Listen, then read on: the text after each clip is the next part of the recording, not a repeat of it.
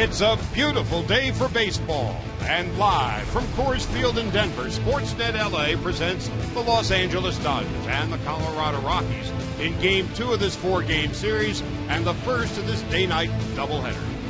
Hi again, everybody. Charlie Steiner, Oral Hershiser, Nomar not with us in the series. Scott Van Slyke, he's gone on the disabled list as of this morning, 15 days. The bad back's not getting any better. Chris Heisey's been called up in the lineup today. This is Game 5 for the Dodgers of 34 games in 34 days. This is the makeup of that rain-snow out from 3 weeks ago. So a lot of mixing and matching for the Dodger pitching, beginning with Juan Nicasio, a 4-year starter here in Colorado. Hasn't started all season for the Dodgers, and here he is pitching against his old mates. Yeah, a mix-up for the rotation, bringing him out of the bullpen. A good start last night from Clayton Kershaw, which really sets up this doubleheader to have a rested bullpen ready to go. But one of the components from the bullpen removed because Juan Nicasio is starting. Probably going to see Ian Thomas in there, who's been activated as from the Atlanta trade, and going against Jorge De La Rosa, who has great success, even though it's not against the Dodgers, but here at Coors Field. Where lifetime, he's 45-15, obviously a difficult pitcher's park. Meanwhile, the Dodgers' power surge returned last night, 4 big home runs. Yeah, from all different facets of this team, from the older guys, the younger guys, the infielders, the outfielders. 2 outfielders hit home runs, 2 infielders. The guy with the longest tenure as the Dodger, Andre Ethier, chipped in. The oldest Dodger, Jimmy Rollins, coming out of his slump with a power surge. And, of course, the youngster in the middle of the lineup and the middle up there in center field, Jock Peterson on top with the rookies in home runs. And Howie Kendrick, known for his line drives, cleared the fence also. 4 home runs, 8 power surge in the 11-4 victory. Adrian Gonzalez, a big night last night, 4 for 4 and a walk, hitting .441 this year against the Rockies. He's smack dab in the middle of the lineup today for the Dodgers in Game 1 of this doubleheader.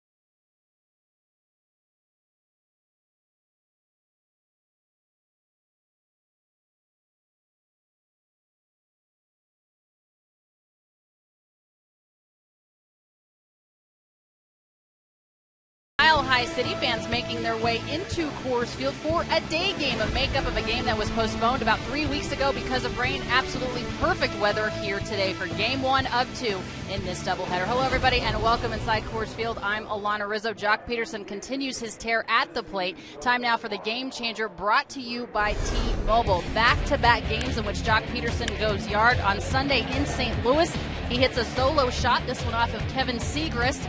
And then Monday here in Denver, pretty much the same exact story. It's a 3-run shot, a line drive to center field. That one off of Christian Friedrich. And pretty much Jock Peterson first and second in most of the major offensive categories. Already 14 home runs. We're all ready in 2015 for the rookie. Signing some autographs here for the loyal Dodger fans that have come out to Coors Field in Denver. Jock Peterson and the rest of the lineup coming up right after this.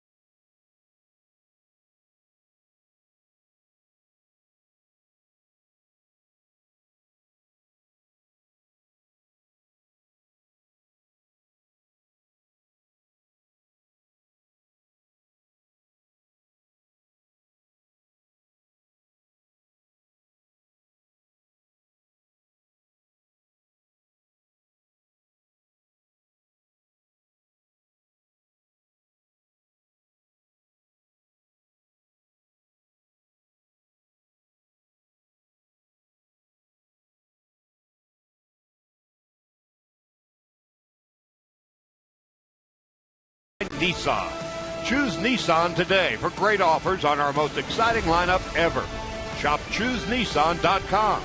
And by Jack in the Box. Taste the new black pepper cheeseburger today, only at Jack in the Box. And as play begins on this Tuesday afternoon in Denver, the Dodgers lead the Giants by a game and a half. 6.5 over the Padres, 7 over Arizona, 7.5 over the Rockies. And our closed captioning this afternoon is brought to you by Papa John's. Better ingredients, better pizza. So Don Mattingly's got an interesting lineup for the first game of this day-night twin bill, with Peterson leading off in center. Chris Heisey just promoted from AAA, where he's hitting .234 in 28 games. He's been up for a cup of coffee a time or two with the Dodgers. He's in right field. Adrian Gonzalez, another big night against the Rockies last night.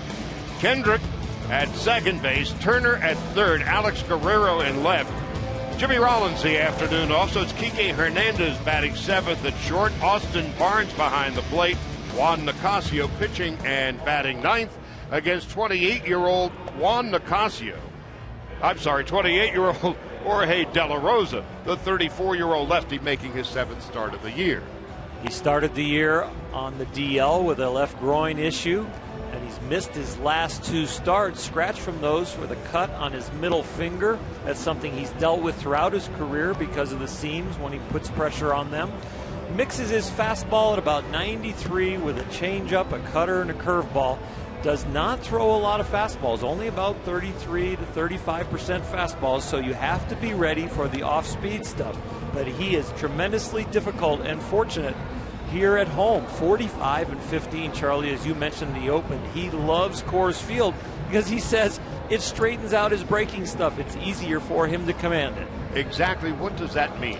I have no idea. I want my breaking stuff to break sharp and big, and I want to be able to get it over. So I have a feeling that in this environment, he's a little more disciplined with his body and his mechanics because it's tougher to pitch here, and that zones him in a little bit better. Well, the last time we saw De La Rosa here, it was on Mother's Day, and the game time temperature was 37 degrees. At the moment, it is 82, and I suspect this weather is a lot more to his liking. You know, he has more strikeouts than any other pitcher in Rockies history, 774, one more than Ubaldo Jimenez. And the defense behind him this afternoon is Nolan Arenado at third base and Daniel Descalso at short. You saw Kershaw last night had a great night.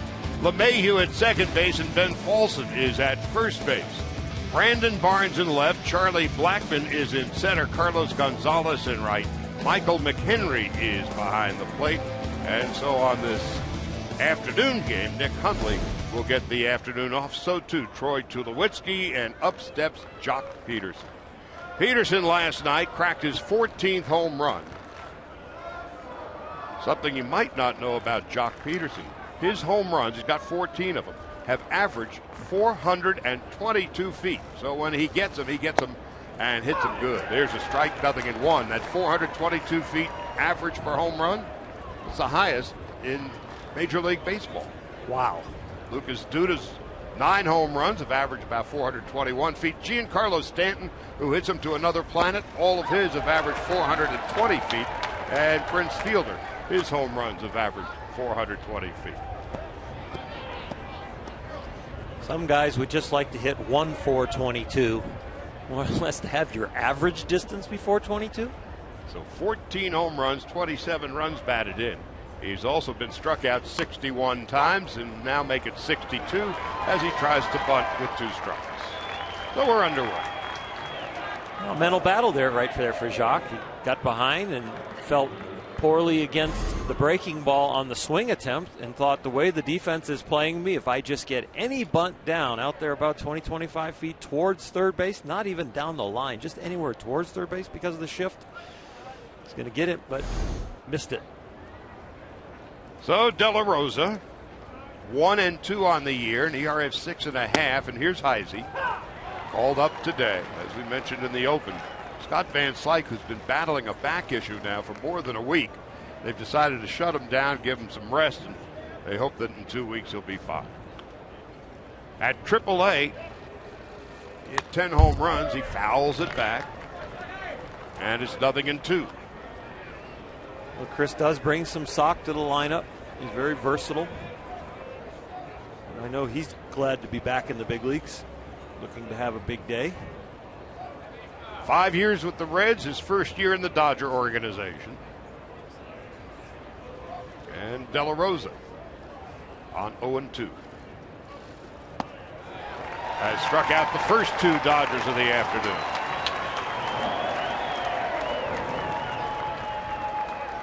Change up from De La Rosa that he throws often. And that one had very good bite and great location in a 2-strike count. De La Rosa in his career, 19 starts against the Dodgers, 6-10 and an ERA of 5.44. He is 2 wins shy of becoming the winningest pitcher in Rockies history. Aaron Cook with 72 wins. Now Gonzalez, 4 for 4 and a walk last night, lifting his average to 339. He swings and misses, and it's 0-1. Adrian, 3rd in the league in average, 4th in the league in runs scored, 4th in the league in hits, 1st in the league in doubles. and has 28 4-hit games. His 28th game last night. He is 8th among all the active players. Most recent voting just came out for the All-Star game. Adrian continues to be the leader, just in front of Arizona's Paul Goldschmidt. 1-1, 2 out, just underway. Comebacker and an easy inning for De La Rosa. Nothing across. So now we're going to see Juan Nicasio. Expect him to go 2, maybe 3 innings today. It's his first start in more than a year, and wouldn't you know it, he's facing his old mates.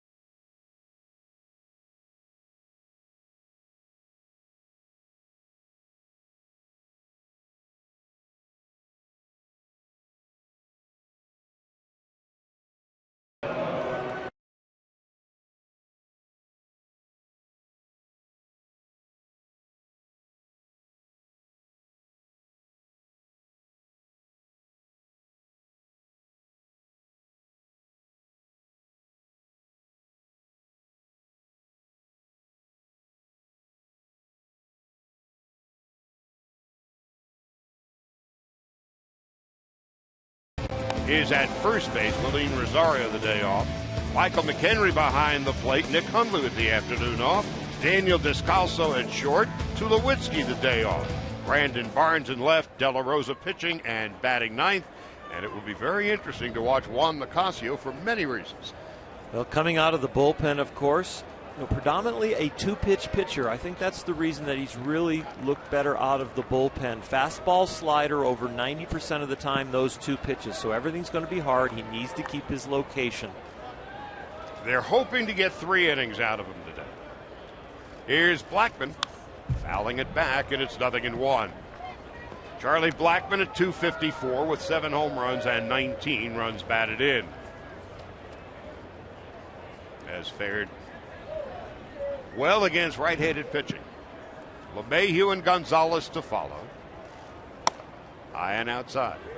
You see Nicasio hitting 97 right there. The slider can be even as high as 90, 91 when he's really letting go. But it's going to be mostly firm out of his hand. High and away.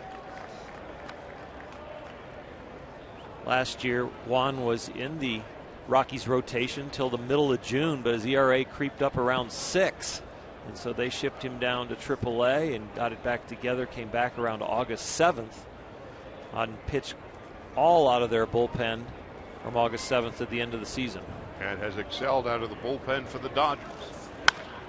To second base, and on the second hop, bobbled by Kendrick, still has time to pick up and throw out Blackman. Behind Nicasio today, you'll notice Kike Hernandez is at shortstop. Jimmy Rollins with the afternoon off. Turner and Gonzalez at the corners. Kendrick in second. Guerrero, Peterson, and Chris Heisey in right. Austin Barnes is behind the plate. The lineup has a hint of Glendale today. Here's LeMahieu at .335.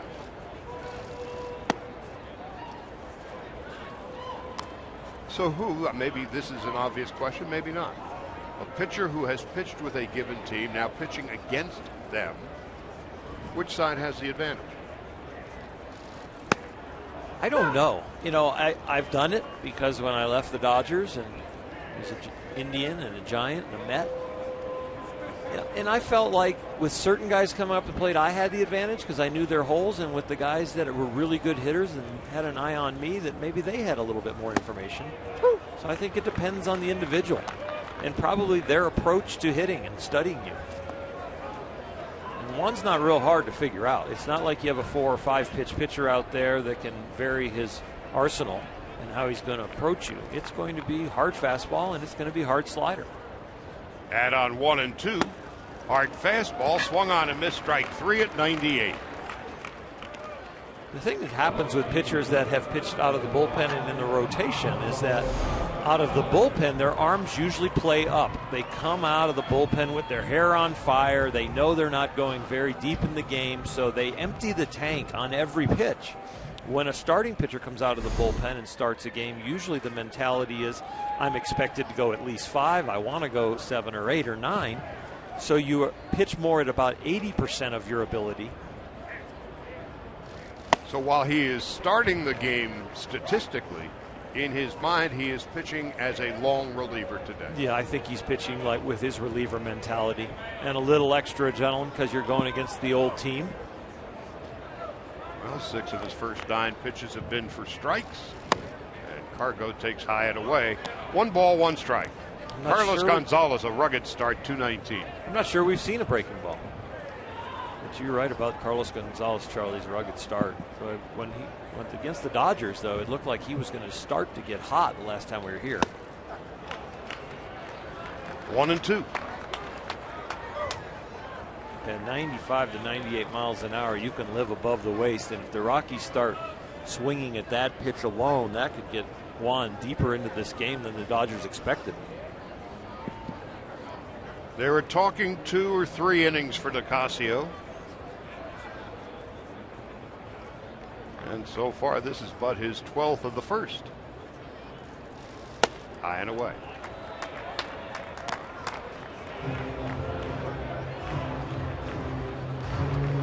Gonzalez has been on base in 12 consecutive games, facing his old mate for the first time. And after the slow start, hitting 300 over the past couple of weeks. That's lifted his average to 219. On 2 and 2. Nolan Arenado is on deck. Boy, he had some nice swings last night. I know we beat them 11-4, but a home run off of Clayton Kershaw, swung in a 3-0 count, and then came right back. Clayton and A.J. Ellis tried to get in on him, left the ball in the inner half and low, and Arenado put an amazing swing on it and drove it out of here. His 13th home run of the year. Got under it, and strolling in from right is Heisey. And Nicasio and the Dodgers couldn't have asked for a better bottom half of the first. When we go to the second, it'll be Howie Kendrick, Justin Turner, and Alex Guerrero coming up.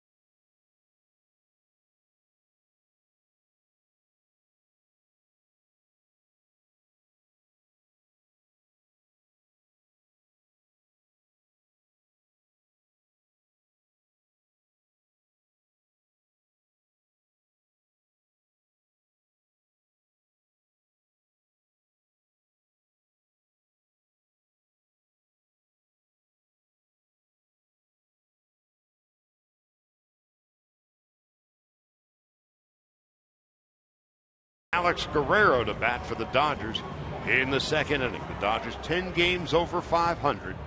This is one of those games that was not on the schedule, of course. They've got Juan Nicasio starting. They brought up a couple of relievers.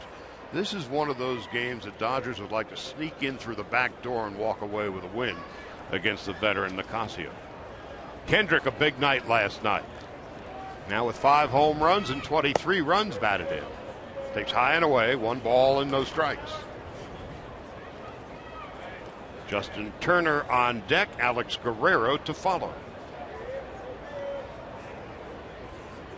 De La Rosa deals. 2 balls and no strikes. So this is a game that was not originally on the schedule, so it is a sparsely populated Coors Field. 2 balls and a strike. These people picked a little better weather than why we're here today. Plenty of good seats still available, so if you're in the Mountain Time Zone, come on out.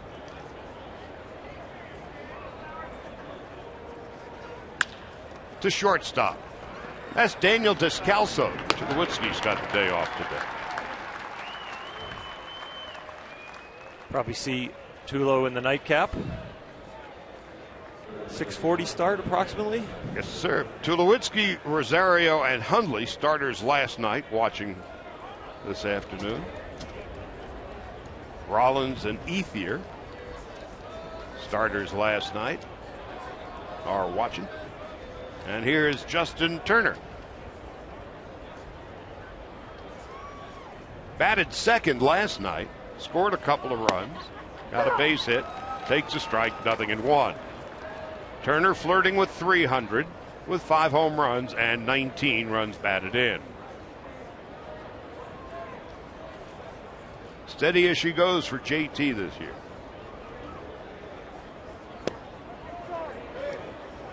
One ball, 1 strike. So many players would worry coming out of spring training, as hot as JT was last year and everything he did with runners in scoring position and really putting himself on the map as a possible everyday player someday.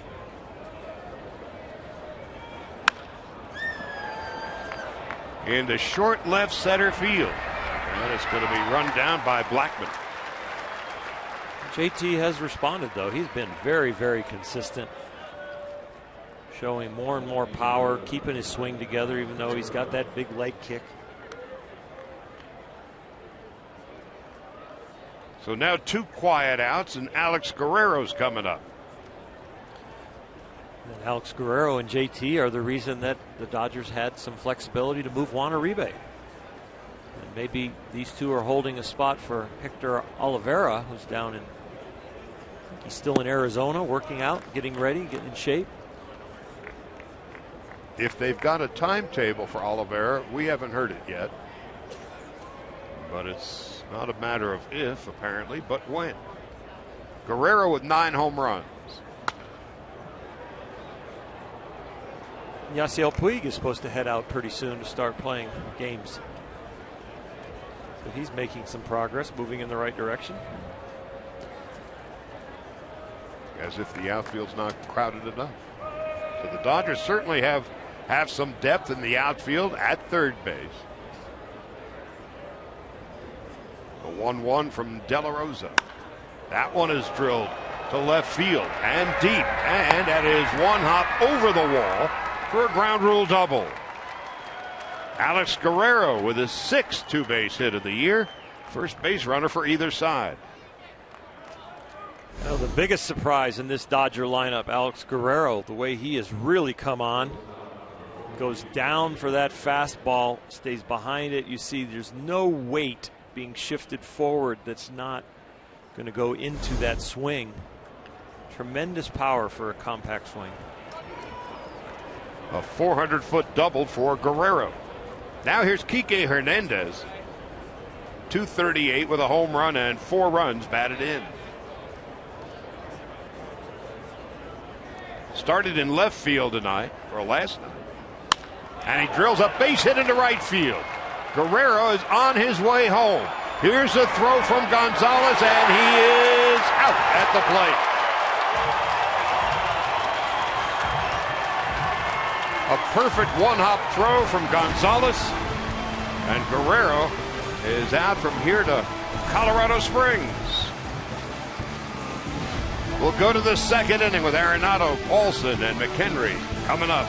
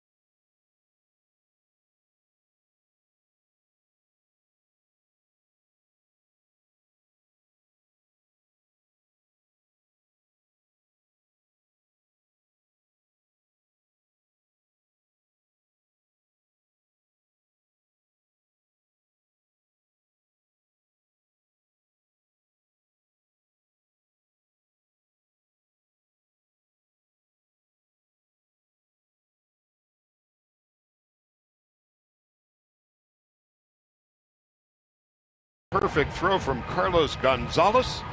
We're scoreless as we head to the bottom of the second. It'll be Nicasio facing Nolan Arenado, Ben Paulson, and Michael McHenry.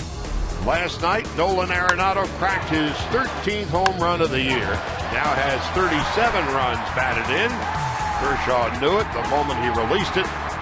And so Nolan Arenado, 6th in the league in home runs and 5th in the league in runs batted in, will lead it off for the Rockies as we go to the bottom half of the second.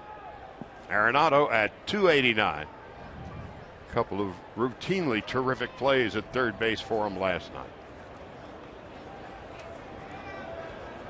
So here's Nicasio. 14 pitches in the first inning, missing outside and low, 1 ball and no strikes. Again, the Dodgers will be thrilled if they get 3 innings out of Nicasio. After that, it's bonus coverage. Fouled off to the right, now to play. 1 ball, 1 strike to Nolan Arenado. Interesting how it was all couched coming into the doubleheader, as far as really could have been announced a bullpen day for the first game.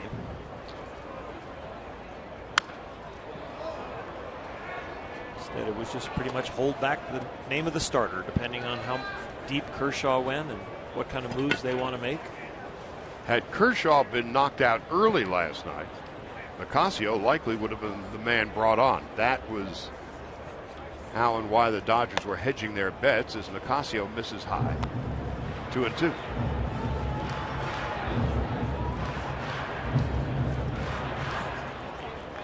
Kershaw winning his 4th game of the year. 2 runs and 5 hits in 7 innings, 7 strikeouts and a walk.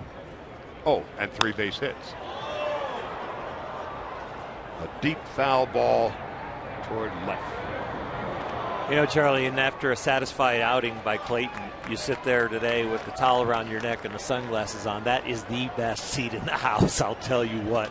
When you've put your work in for the week, you've had your start, you've done your job, and today, other than working out, which I know he did, and you push yourself, but when you take that shower and put the game uniform on to watch the game, it's an awful lot of fun. It really is a day off, isn't it? The workout is so much more fun after a win. After you get 3 hits, the highest he's had in his career in 1 game. You win the game, you get your record in the winning side at 4-3 now. The ERA is starting to come down. Starting to feel like himself. Arenado on 2-2.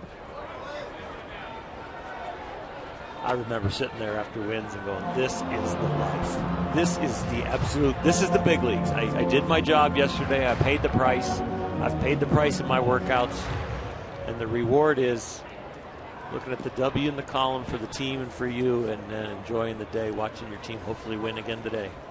On 2-2. Arenado into right center field. That's going to split the seam and roll to the wall. Arenado will arrive at second base with a leadoff stand-up double here in the second.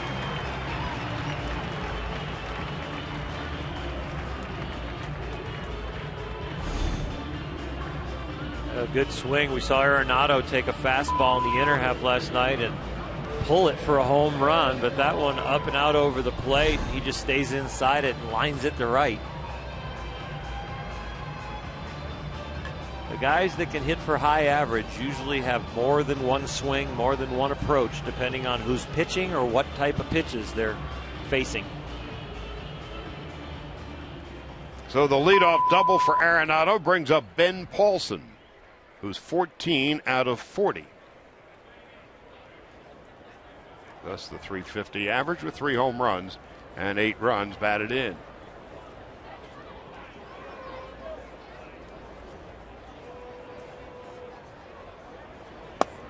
Paulson takes a strike, and it's 0-1. Paulson, a third-round pick of the Rockies in 2009. Had 63 at-bats at the big league level last year.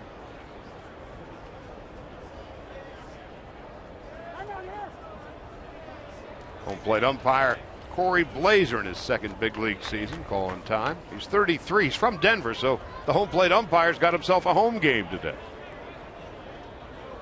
Probably had some people on the pass list. 0-1.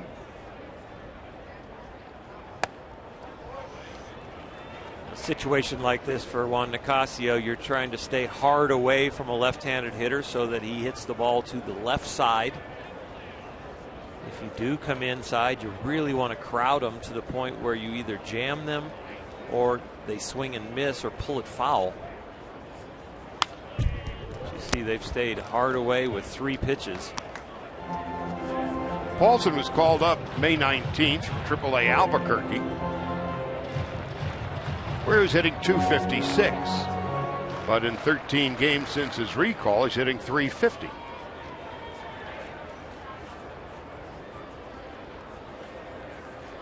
Hit home runs in consecutive games last Friday and Saturday in Philadelphia.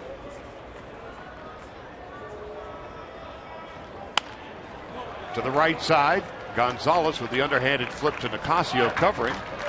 Job done. Arenado goes to third. And Alana Rizzo, talk about a home game. Alana, of course, grew up in Denver. I did. It's always good to be home. Of course, I want the Dodgers to win all 4 games. Let me go ahead and say that clearly. But, of course, with the doubleheader here today, I asked Don Mattingly how his team prepares differently, if at all. He said anytime you come to Colorado, whether there's a doubleheader or not, it's a very tricky place to plan. He said you always want to try to give a guy a day off here, but with the doubleheader, they're basically getting a game off, not necessarily a day. He said sometimes you have to factor in the left-right matchups. And, you know, Jimmy Rollins isn't going to play in both games. Obviously, a veteran player like that. Try to give Gonzalez a day off here or there. You have to figure out how to use your roster as well, that 26th man. And basically, guys, the way that this game plays out as far as your pen is concerned will dictate game number 2. From a player's perspective, just a long day. Dodgers with the infield in for Michael McHenry. And it's 1 ball, no strikes. And there's so many X factors playing here at Coors Field with the outfield dimensions, the altitude, being sufficiently hydrated. It's not an easy place to play, and an even more difficult place to visit. McHenry with 2 home runs, 6 runs batted in. Slider for a strike. And a beautiful day today, 82 degrees and just a mild wind. But the thing that hurts this breaking ball is the humidity today, only 14%, where last night we had a little bit of rain before we played through and had the game. There was 31% humidity. And that's the thing that helps you break the ball in this altitude. The water molecules in the air make it a little bit heavier when they're there to help the ball break. 1 out, runner at third, Arenado. Descalso, left-handed hitter, is on deck. So it's 2-1. We're in the bottom half of the second. Ocasio missing outside. Now 3-1. Ocasio threw 14 pitches in the first inning. He's at 15 here in the second. You see the former Cardinal Descalso awaiting. Descalso left-handed, yes, but not fleet of foot. So you can possibly get a double play if you happen to walk Henry right here. 3-2. Throwing the pitcher's pitch with the 3-1 count, trying to save that run on third. Not attacking with the fastball. You see this ball, when it stays down, starts on the right trajectory. Very good action there at the end. It looked like the changeup. So on 3-2, Ocasio looking for the strikeout. And to third, backhanded play by Turner, and a beauty.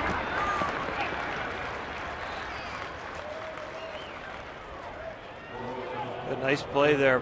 Justin turning his body, playing the backhand, which then gave him the visual acuity to check the runner Arenado at third, and then throws a strike to Adrian Gonzalez. Remember yesterday with the sun glaring in from the left field side, a lot of vision problems for the first baseman, and Justin was throwing balls over there in the dirt to rescue Adrian's eyes, but today can throw the perfect strike. Some of the players after the game were talking about that sun, which will set right into the face of the first baseman and the outfielders about 6, 7 o'clock at night this time of year. Gonzalez, of course, has the shades on, and we saw a throw from the third baseman Arenado back to Kendrick after going around the horn, and Kendrick got hit in the noodle. So the sun is with a big high sky here in Denver, can be quite a problem. Well, second game, they'll have the same thing to deal with. The right fielder was drenched in sunlight and had to worry about if he could pick up the ball off the bat and line drives. First basemen and pitchers are getting the ball, anybody really getting the ball from the right side of the field to the left side of the field has to deal with the sun. On 0-2 to Descalso. See if Ocasio can get out of the inning. It's going to be a tough play for Kendrick. Safe, and a run scores. Ball that traveled barely 90 feet. The speed of Descalso. Arenado scores, and the Rockies take a 1-0 lead. Adrian will give Juan Ocasio a little breather, which will give him time to look at the replay to see if they want to challenge this. Ocasio doesn't get the greatest break off the mound and really gives up on it early because he knows he wasn't going to reach it. Howie Kendrick does the best he can with a little shuttle pass right there, and it's like Adrian is not too excited about saying you're going to need to challenge it. Usually the first baseman has the best feel because he's going to feel the ball in his glove and he's going to feel the foot of the runner, and it looks like he beat it. So a 90-foot RBI for Descalso. The Rockies take a 1-0 lead. And Brandon Barnes is coming up. Barnes 12 out of 36. Descalso has decent speed. He's stolen a base this year.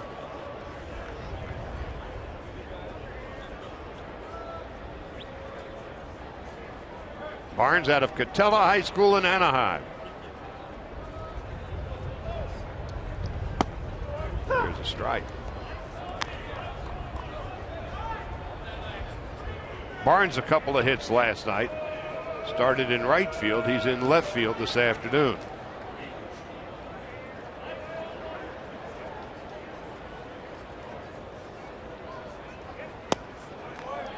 The Dodgers took the risk and played the infield mostly all the way in with a man on third and only one out. Were rewarded with the ground ball to Justin Turner, but then bit by that little chopper off the plate by Descalso.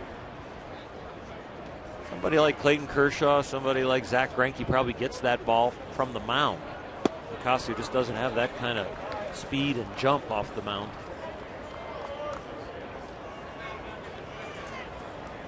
So after a 14-pitch first inning, Nicasio to 37 now.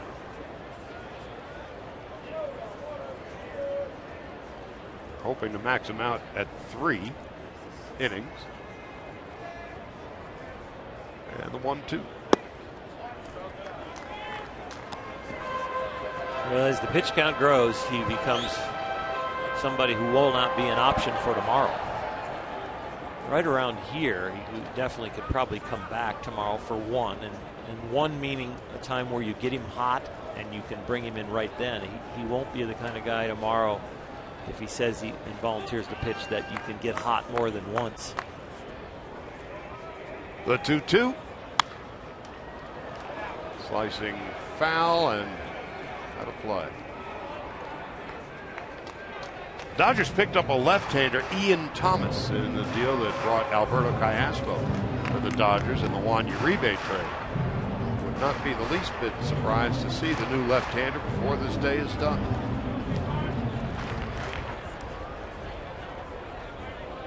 Yet it mentioned in the open, there's no small ingredient in all of this. This is the 5th game of 34 games in 34 days.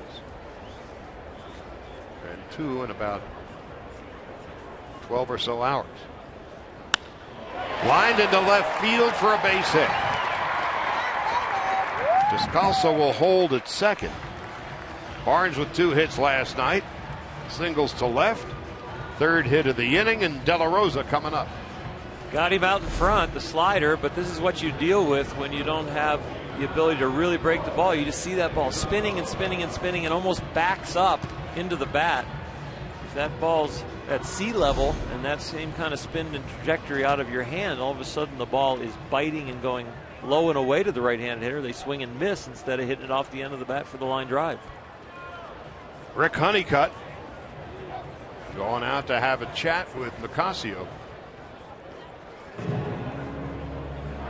And the Dodgers have the bullpen working already.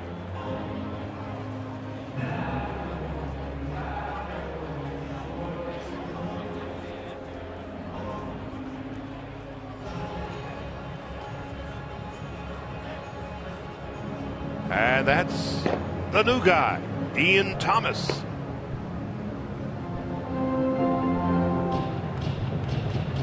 Up until a week ago, he was the Atlanta Braves. In fact, he was with the Braves at Dodger Stadium. He and Callaspo moved over from the Brave clubhouse to the Dodger clubhouse. And Uribe went from the 3rd base clubhouse to the 1st base visitors clubhouse. A guy that the Dodger scouts really like. And it looks like we're going to have a chance sometime today to see him. Seemingly sooner rather than later. Ground ball slowly hit to short. Hernandez throws out De La Rosa, and that will end the inning. A run and 3 base hits. Descalso with a little infield bleeder has given the Rockies a 1-0 lead as we go to the 3rd. Barnes, probably a pinch hitter, and then Jock Peterson.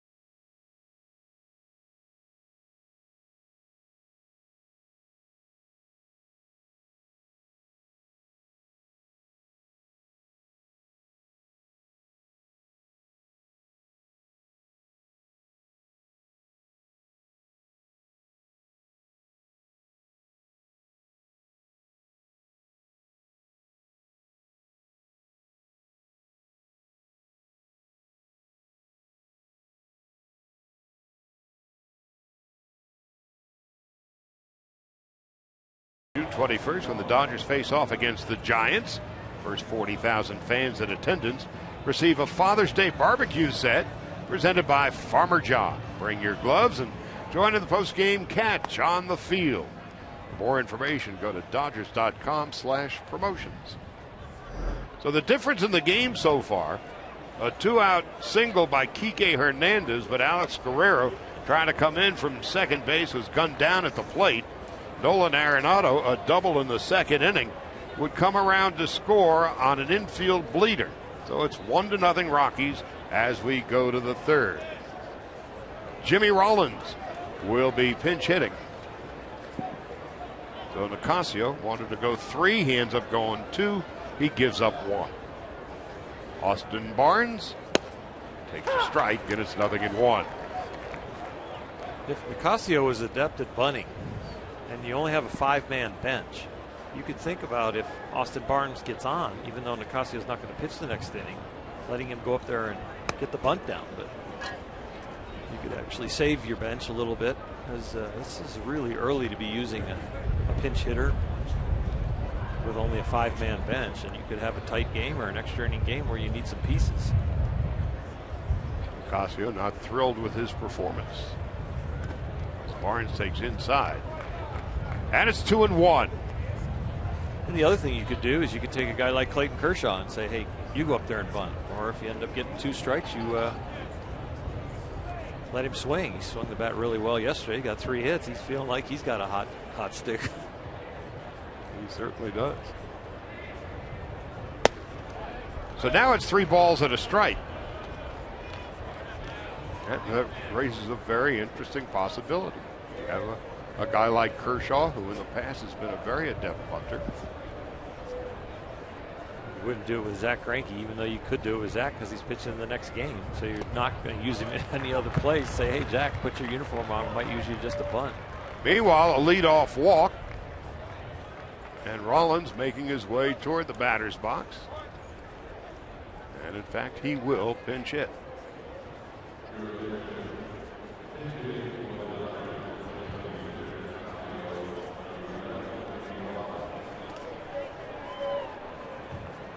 So Nicasio, 41 pitches, 28 for strikes. 1 run and 3 hits. No walks and a strikeout. Rollins takes high and outside, 1 ball and no strikes. The other side of the coin is that this is not a low-scoring ballpark. So, well, yeah, but you're talking about then the bunt, right? But I would be talking about the length of the game of why you want to save pieces, But I understand, why you wouldn't use a sacrifice bunt. And so that is why then Nicasio is not batting, and so here is Rollins instead. And Jimmy is likely to start the second game as he takes a strike. 1 ball, 1 strike. Rollins, of course, a home run last night, a single, and 2 runs scored. He also walked.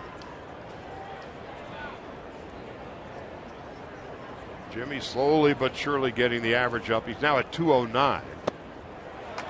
And he's behind 1-2. We've had a couple counts here in this at bat that you think maybe you could go hit and run, but with a left-hander on the mound, De La Rosa does a nice job holding runners. If you don't get any kind of a jump over there and you get a swing and the miss at the plate or a pitch that's way wide that you can't reach, you're just running into an out. Down on strikes. Second, make that 3rd strikeout for De La Rosa. Well, last night, Jock Peterson hit his 14th home run of the year, and it traveled real far. 450 feet. And we awaken to quite an eye-opening stat. His home runs this year have averaged 422 feet, which is the longest distance average for any of the home run hitters. And there's a shot to right. It is way back. And that one is 450 and then some. What a shot. Jock Peterson has given the Dodgers a 2-1 lead. When he hits them real far. Whoa.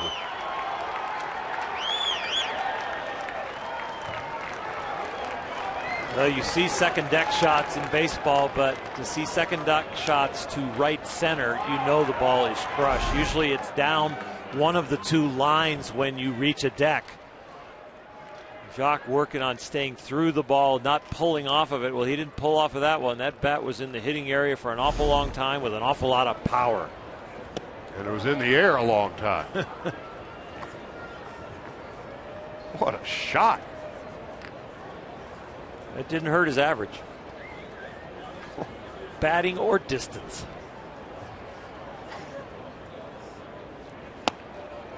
This is the Mile High City. How many rows up there in that second deck does it land? Incoming. She didn't expect that ball up there. 4 rows back in the second deck. Well, it was 4-something.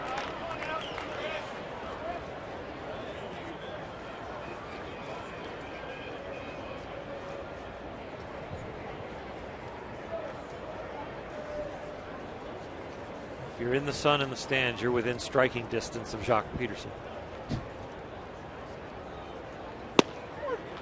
Call strike 3. Heisey is down. Let's just look and listen.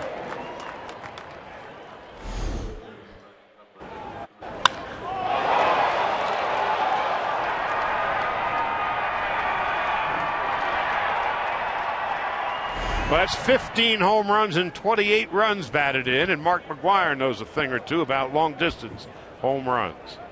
Oh. So the Dodgers with the lead. Heisey down on strikes, and Gonzalez takes one. It's 0-1. They were putting in some new seats in the Oakland Coliseum, and I was pitching against Mark McGwire when I was an Indian, and he hit a ball as a right-hander like Jock just hit that one, and there were some guys up in that area. The seats weren't in yet. They were sitting there having their lunch. The construction workers, they had to scatter. Mark knows about hitting them a long way too. So they were having their lunch, and Mark handed his to you. Exactly.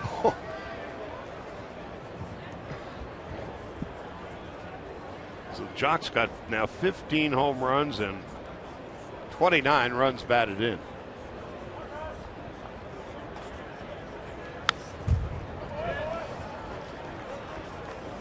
We keep looking at Jock as far as leaders, as far as home runs and RBIs for rookies, but on the legitimate overall, the NL is creeping up that list too.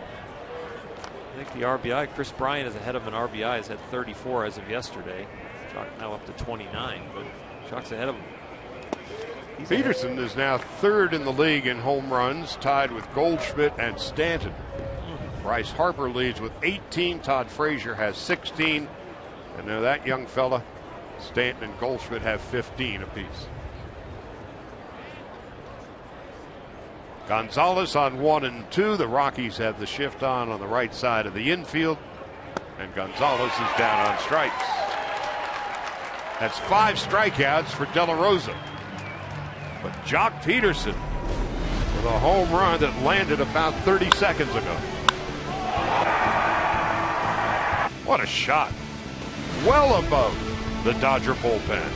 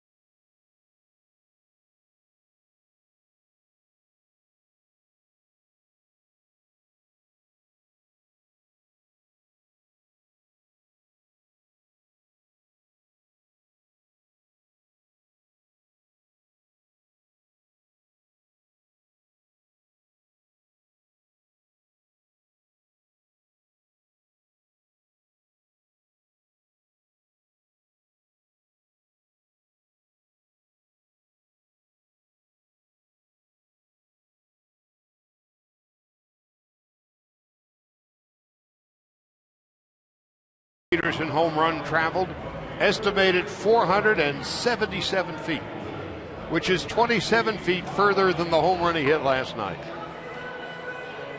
And for Peterson, now third in the National League in home runs with 15 of them. Meet the newest Dodger, Ian Thomas, 6'4", 215. With the Braves, he made 5 appearances, struck out as many as he walked, and came over just last week in the deal that brought Callaspo over and sent Juan Uribe to Atlanta. In 16 appearances with the Braves last year, 1-2 and a 4.22 ERA. Out of Virginia Beach. So we're watching him together for the first time as Charlie Blackmon leads off. Wearing number 58. Chad Billingsley's old number. Thomas misses low, 1 ball, no strikes. He'll come at you with a 90, 91 mile an hour fastball. That one was at 89. He's got a slider around 85, a curveball around 73, and then he's got a little changeup about 78. Strike. His 2 main pitches, though, as far as the breaking stuff, secondary stuff, are the curveball and the changeup. Slider / cutter, he throws it only about 6-7% of the time. Played 4 years of independent league ball. Winnipeg and York. And signed as a minor league free agent with the Braves in 2012.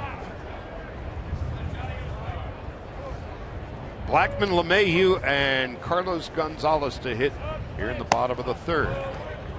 Thomas misses high. 3-1. That's LeMahieu. Cargo next after him.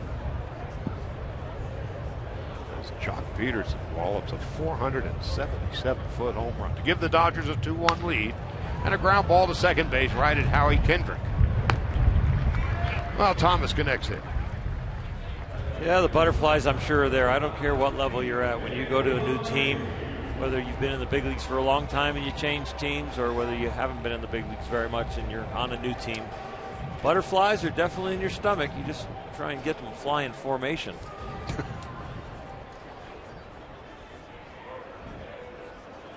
Now LeMahieu. Struck out swinging in his first at-bat. 4th leading hitter in the league at 333, 55 hits. Takes a strike, 0-1. 3 home runs, 4 doubles, and 2 triples. 388 on base percentage.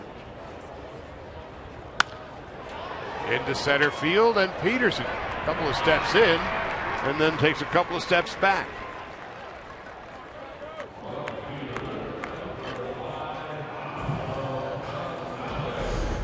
This ball's going in the gap, but that's where the Dodgers haven't played. Played perfectly. That ball is almost over the second baseman's head on the line, but Jock right there, little break in because it was hit on the line, but with this altitude, has a tendency to carry. Picked up that read very early on that route.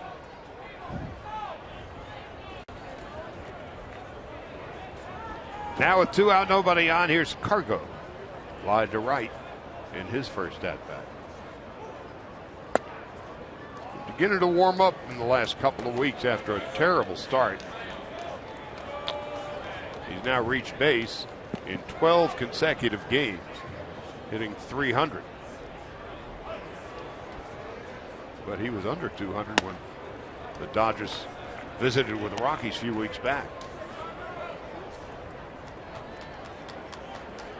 Has but 4 home runs and 13 runs batted in. For Ian Thomas, the nerves start to settle down, but you got to get your team in the dugout. Keep your concentration here with 2 out, nobody on, falling behind 3-0. Arenado on deck.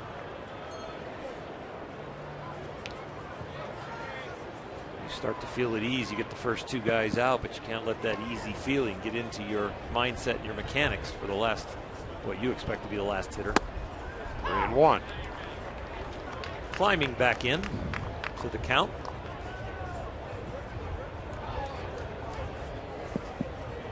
perfect 82 degrees, or 45 degrees warmer than when the Dodgers played here. A game that was rained out and snowed out, and then on Mother's Day it was 37 at game time, and by the time the game was over it warmed up to a balmy 39. But you couldn't ask for better weather today. No real wind to speak of. 83.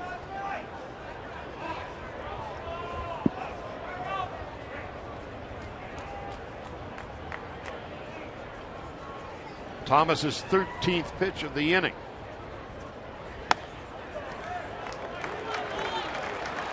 Well, he battled back to the 3-2 count after falling behind 3-0 and throws a borderline strike on the last pitch. Stared it down but did not get the call. Home plate umpire Corey Blaser. Nope, outside. Blaser in his second full season. Been working around the minor leagues for nearly a decade. Been a vacation reliever a couple of years prior to that. And now Arenado, a double and a run scored today, takes high and inside, 1 ball and no strikes. Be very careful battling back into the count against this guy. He will hit cripples. We saw that last night in the 3-1 count against Kershaw. 14 pitches, 8 of them have been for balls. Popped up, right side. Kendrick fighting the sun, makes the catch, and that ends the inning. So Ian Thomas gives up nothing but a walk. We go to the 4th with Kendrick, Turner, and Guerrero coming up. Dodgers 2-1.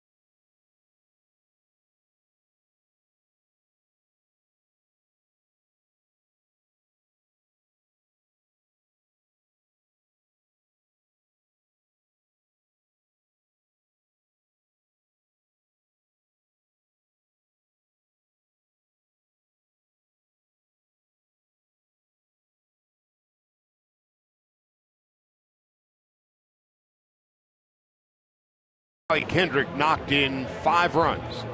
Last night, he knocked in 4, including this 3-run home run in the 8th inning when the Dodgers blew the game open with 6. Went on to cruise to an 11-4 win, a bullpen blast. So the Dodgers flexing their muscles, 4 home runs last night, and a 477-foot wallop by Jock Peterson in the 3rd inning. They've got a 2-1 lead. And the Dodgers now with 69 home runs. Most in the National League, even with the Astros for the Major League lead. Howie bounced to short in his first at-bat.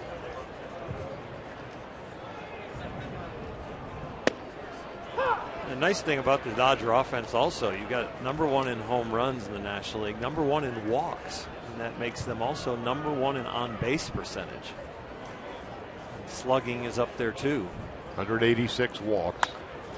Slowly hit to the right side. LeMahieu is a Gold Glove winner. And Kendrick is retired. 1 out, nobody on.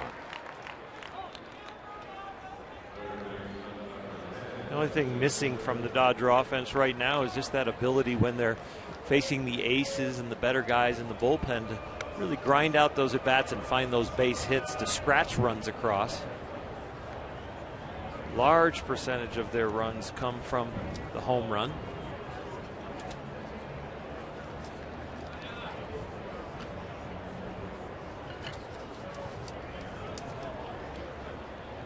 Turner fly to center in his first at bat, and a fly ball to right. And Carlos Gonzalez, one of those guys who makes everything look easy. Dodgers are actually #1 in baseball as percentage of runs that come via the home run, 47.3%. Second to the Yankees at 46.8%. The Seattle Mariners, then the Houston Astros, and the Cincinnati Reds round out the top 5 at 44%.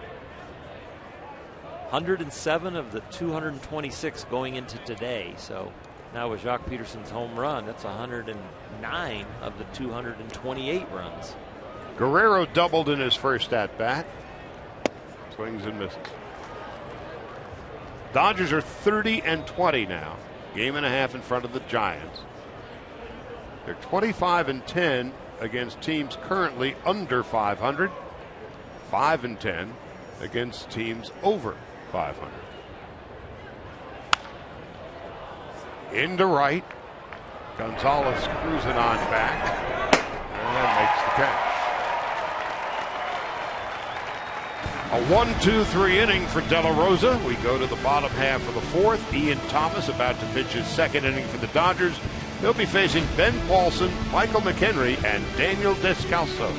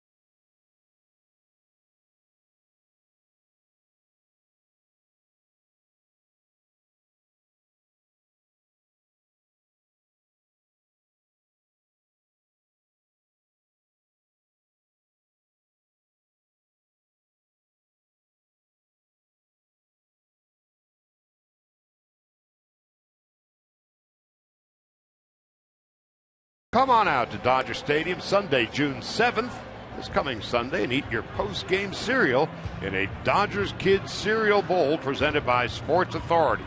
First 15,000 ticketed kids 14 and under get theirs when the Dodgers host the Cardinals at 5 o'clock.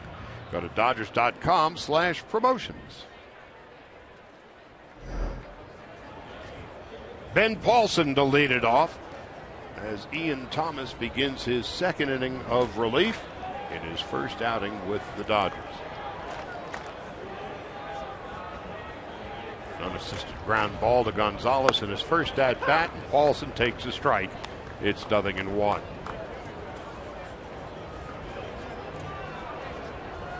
A 2-run home run for Peterson and a 90-foot leader off the bat of Descalso, providing the only run of the game for the Rockies.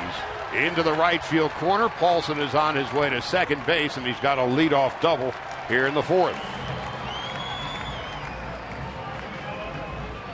Ian Thomas throws a breaking ball. Paulson ends up with enough swing left to elevate the ball over Adrian Gonzalez's head. Take a look at, got him out front. He's way out on his front foot. Kind of wrists it over Adrian's head. No chance there. Bounce down into the corner. It's an easy double. Nolan Arenado had a leadoff double in the second inning, and he would eventually come around to score after an infield out. And a little squibbler off the bat of Descalso. So the Rockies with a runner in scoring position. As a team this year, they're hitting .313 with runners in scoring position. McHenry starting behind the plate today. Hundley likely to start tonight. And McHenry takes inside. 1 ball and 1 strike. Like Nicasio, the Dodgers would love to get 2 or 3 out of Ian Thomas. I think he stretched out enough to pitch 3, maybe get up close to 50, 55 pitches. Well, normally a manager will use his bullpen judiciously to get to the 9th inning. On a day like this with the day-night doubleheader, not only does Mattingly have to get to the 9th inning, he's got to worry about the second game, which starts about 3 hours after the completion of this one.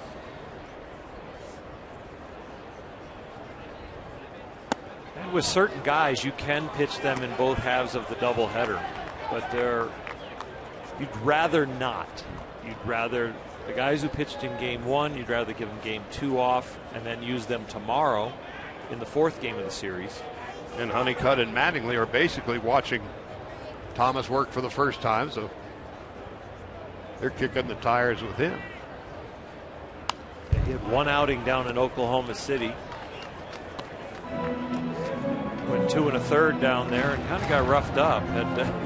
Gave up 8 hits, 6 runs, 6 earned, 2 home runs down there. But that's not. They didn't trade for him to have him go down to Oklahoma City and struggle. They traded for him because they liked what they saw when he was with the Braves and figured he's going to be up there soon as we have the need. And here's the need. Well hit to left center. A long way to run, and Peterson is going to run out of room. It's a 2-run home run for Michael McHenry.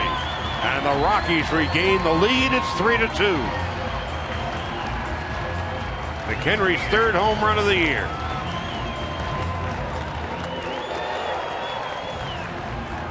I feel like I jinxed him. A couple home runs down in Oklahoma City. Here he gives up 1 breaking ball that just doesn't break. It stays in the air on its way to the plate, and it stays in the air on its way over the fence.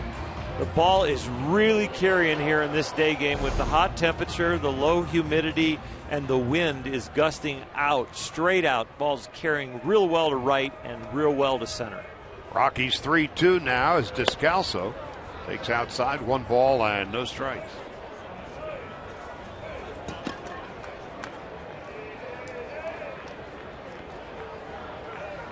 High temperature, high sky, high altitude. A couple of big home scores. runs. Yeah, this could be one of those Coors Field games.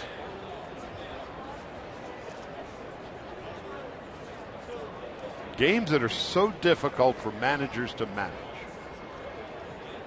And we only come in for 3 or 4. And think about Walt Weiss managing it over there and being the pitching coach of the Rockies also.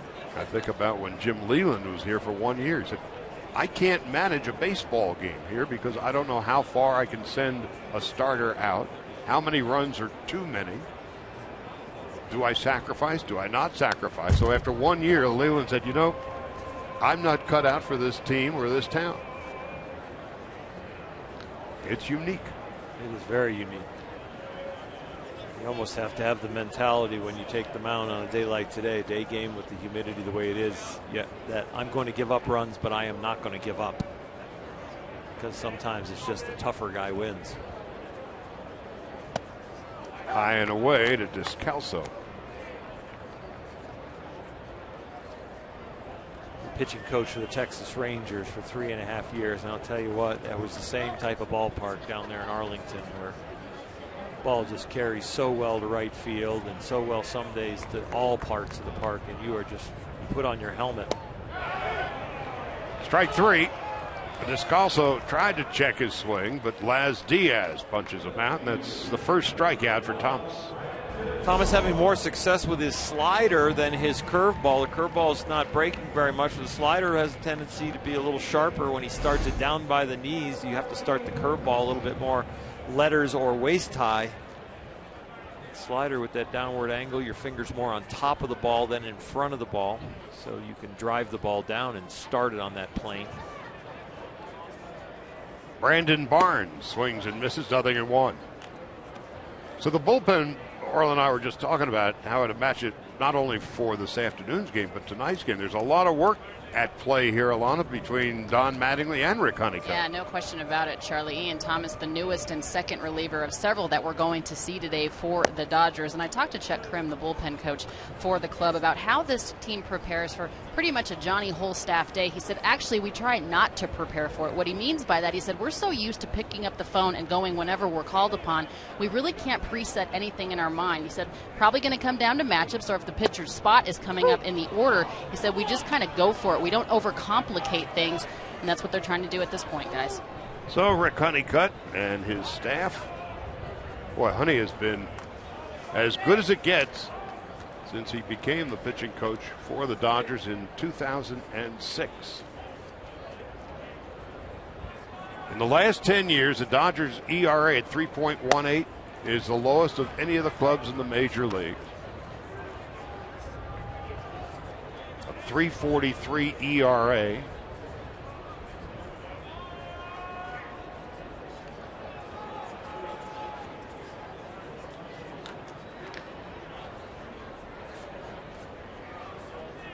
And it's high and away.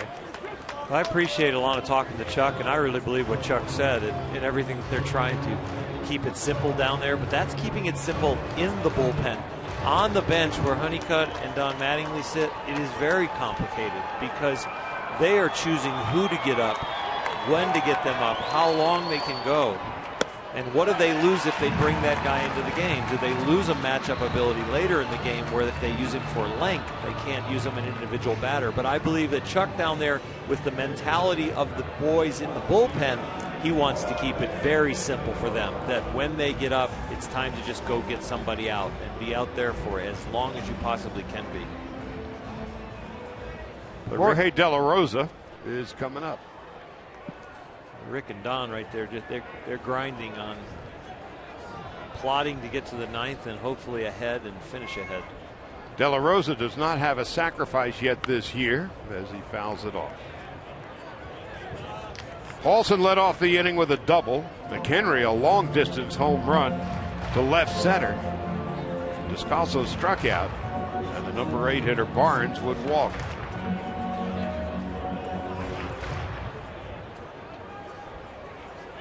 This ballpark can really attack your confidence as a pitcher. Ian Thomas in the first inning comes out there and has a clean inning. And then all of a sudden you give up two runs and a walk, and you get a strikeout in between, but you feel like you gotta be almost perfect. Conditions that work against the pitcher in every way. De La Rosa, a little butcher boy, the way Kershaw worked it last night, fouls it off. Kershaw slashed that ball in the 6th hole yesterday. De La Rosa trying to do the same thing, and you're usually late, and they were shifted around last night for Clayton to guard against the bunt, which left the left side of the infield from the hitter's point of view open, and Kershaw pulling it back and hitting a firm ground ball there. Through there, he got an RBI on it. Blackman is on deck. 1 out. And it gets past Gonzalez. Barnes will go to second and hold there as Howie Kendrick backs up.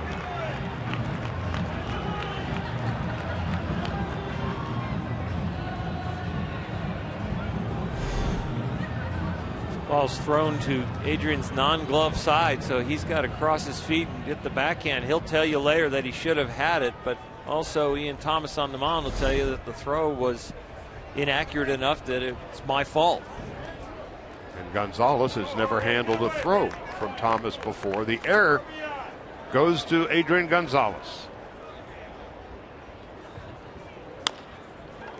Slowly hit to second. De La Rosa will be thrown out by Kendrick. And Barnes will go to third. It's a very tough error on Adrian Gonzalez. A throw that's not real accurate, crossed his body. looking across at the sun and a left-handed pitcher he's never seen, for such a slick fielding Gold Glover over there to pick up an error on that. If I'm the official score, it's almost like the borderline strike call with the veteran hitter and the rookie pitcher. I give the error to the mound. So now 2 out, and Blackman, who's bounced to second twice, but that leaves him with an average of 251. Turner even with the bag off third, about 15 to 20 feet off the line. Into center field, Jock Peterson is there, and that'll end the inning. But not before the double by Paulson, the home run by McHenry. That has given the Rockies a 3-2 lead as we go to the 5th.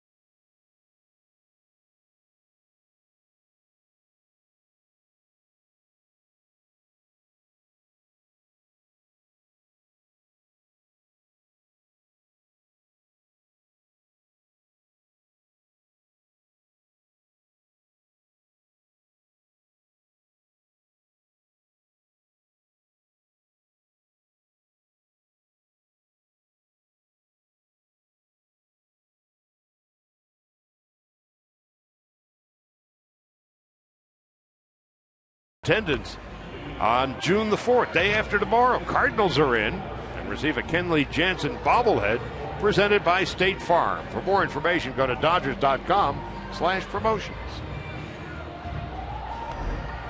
Now, we get various measurements from various companies on lengths of home runs, and we had understood that Giancarlo Stanton had hit 2 478-foot home runs, one of them at Dodger Stadium. ESPN claims that the 477-foot home run by Jock Peterson would tie Alex Rodriguez for the longest home run of the year at 477 feet. Either way, it went a long way. Kike Hernandez leads off in the 5th. Now the Dodgers down 1.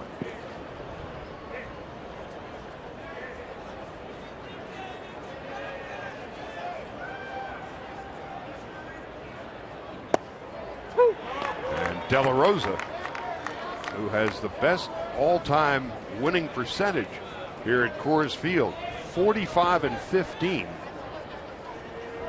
has now a 1-run lead to work with. 0-2 to Hernandez, outside. And 45-15, and I think his ERA during that stretch is a 4.20. So that tells you about the field when the guy with a 4.2's got a record of 45-15. Keep your ERA under 5 and you're probably going to be a winning pitcher here. Get it around 4 and you're going to dominate. In his career against the Dodgers, De La Rosa 6-10 and an ERA of about 5.5.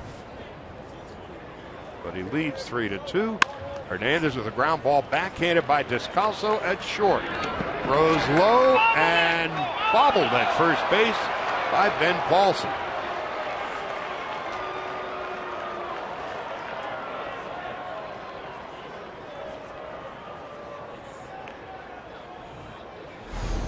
He must control the ball at first base, and I don't think he got control until PK crosses the bag. That might be worthy of a replay.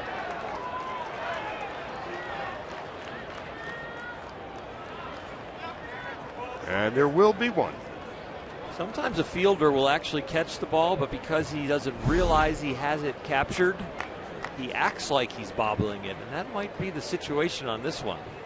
Acts like he's guilty. Well, yeah, the ball goes into your webbing, and it doesn't go in the traditional way where you know you have it. So your brain kind of tells you, I better look for it, and it's in the glove. John Tom Payne is the first base umpire. He made the call. He and crew chief Jeff Nelson are in contact with New York. So it's in there, and it's in there the whole time. He actually is just kind of opening it. I don't know if they're going to have enough evidence to overturn it, though.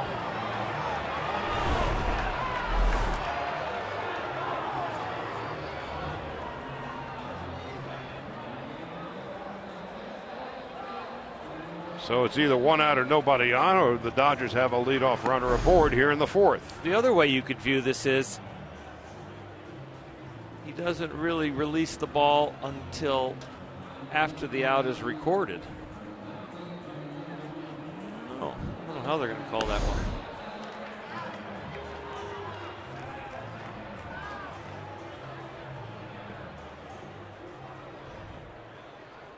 It's the first time we've had this under review, this type of play. How in control was the glove on the ball at the time that Hernandez crossed first base? You're not dealing with a second baseman's glove. You're dealing with the largest glove that's permitted on the field with that first baseman's glove. And there is some flexibility that first basemen like to have in the webbing so that when they do scoop the ball, that it has a tendency to stick in there.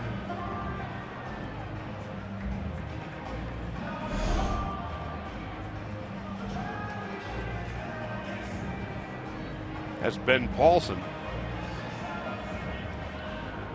And Walt Weiss in his third year as the manager of the Rockies. Because the call on the field was safe, there's a bobble, I'm not sure they're going to find enough evidence, and this might be one of those ones where the call stands. Well, we're about to find out.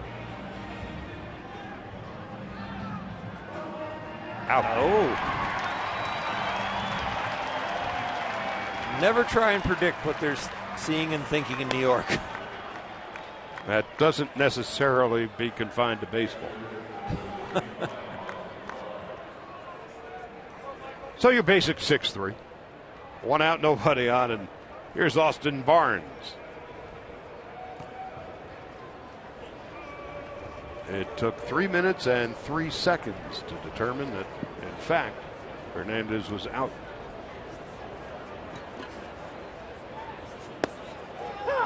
The average is about 90 seconds, so it took twice as long as average to determine that Paulson had sufficient grip on the ball. John Tom Payne. Here's Barnes taking high and away. 1 ball, 1 strike.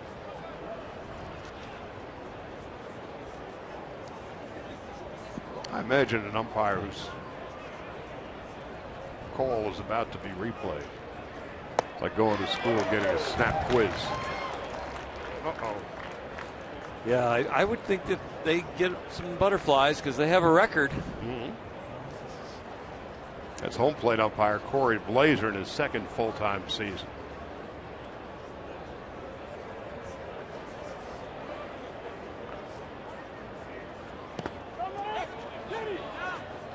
Checked his swing, so Barnes lives to see another pitch.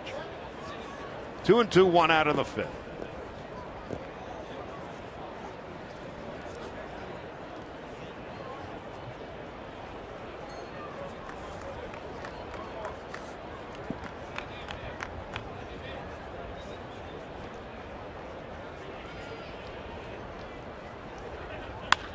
Drilled to left, but foul. Barnes came over from the Marlins in the Herron and D. Gordon deal. Kike Hernandez came back here, and Chris Hatcher, and eventually part of the deal made immediately after. Howie Kendrick came over from the Angels. The 2-2. again.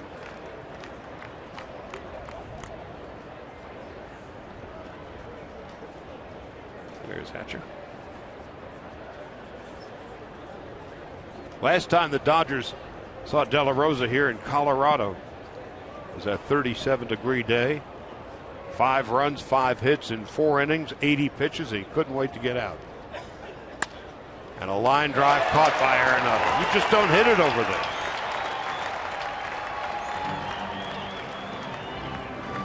The left side, normally Arenado and Tulowitzki today. Descalso manning shortstop, but that is still a tough place to get it through.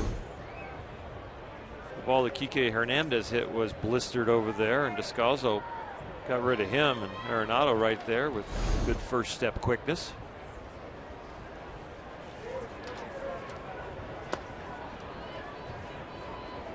And this is the first time we have seen Ian Thomas with a bat in his hand.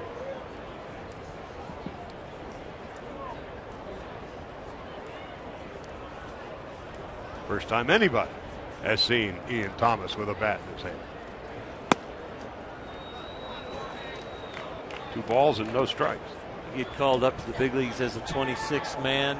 You're a reliever. You don't get a lot of BP. He hasn't spent a lot of time in the cage. What group am I in? It doesn't matter. You're not in a group. 2-1. Get your glove ready.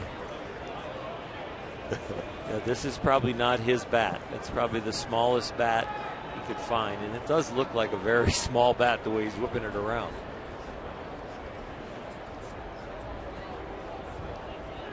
If he'd hold it still, maybe our cameraman could read the name on the end of the bat. I don't think you'll see Thomas. Turn it over. Oh, he's got gloves. He's got the pine tar working.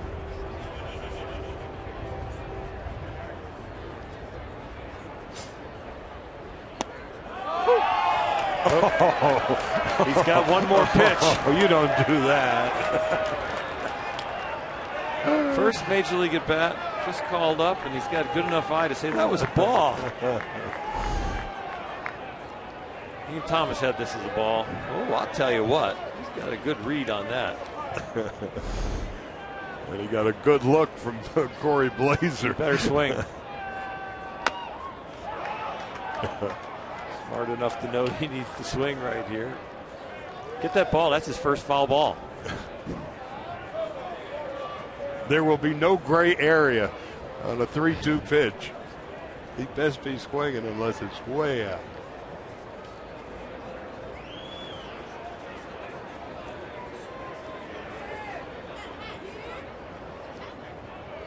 See how easy it is? He's got De La Rosa doing the hesitation move on him in a 3-2 count against a reliever in his first big league at bat. De La Rosa overthought that one.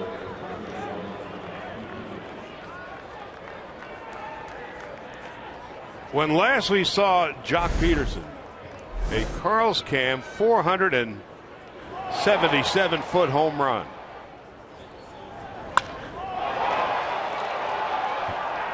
His 15th home run of the year at a place where balls don't land there very often.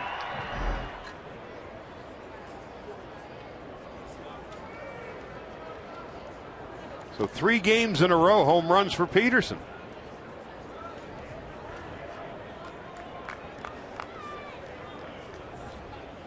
Three-run shot last night and a solo blast on Sunday in the 8th off Segrist in St. Louis.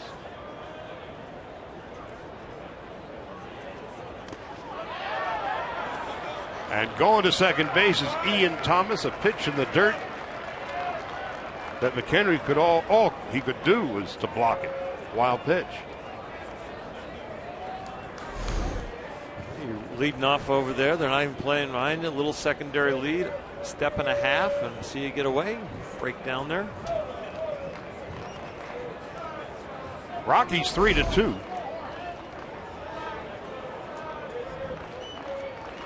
Well, now Ian Thomas got to really get a good secondary lead. 2 out. Jock Peterson up. He's going to hit the ball hard a lot of times when he hits at the outfield. You get a good jump. Get that tying run in there. 15 home runs, 29 runs batted in for Peterson. who fouls it off to the right and out of play.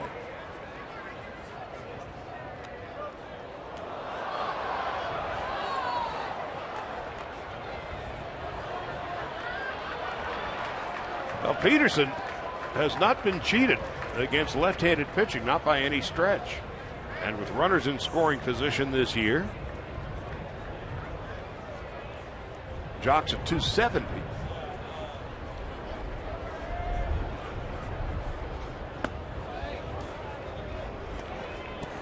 Now 3-1. Pitching him very carefully. 2-1 breaking ball right there, trying to walk him off the plate. Keeping the ball off the barrel of Jock Peterson's bat. Difficult to do right now. Peterson is actually hitting better against left-handed pitching than against right. 303 against lefties. And he takes outside, ball 4. So back-to-back walks, 2 out, nobody on. How interesting this inning might have been had it not been for the replay at first. Kike Hernandez out on a close play. There's nothing Walt Weiss can do about walks. The Rockies team ERA is 4.75, ranks dead last in the league. Now here is Heisey, who's hitting .234 in 28 games in Oklahoma City. Chance to give the Dodgers a lead.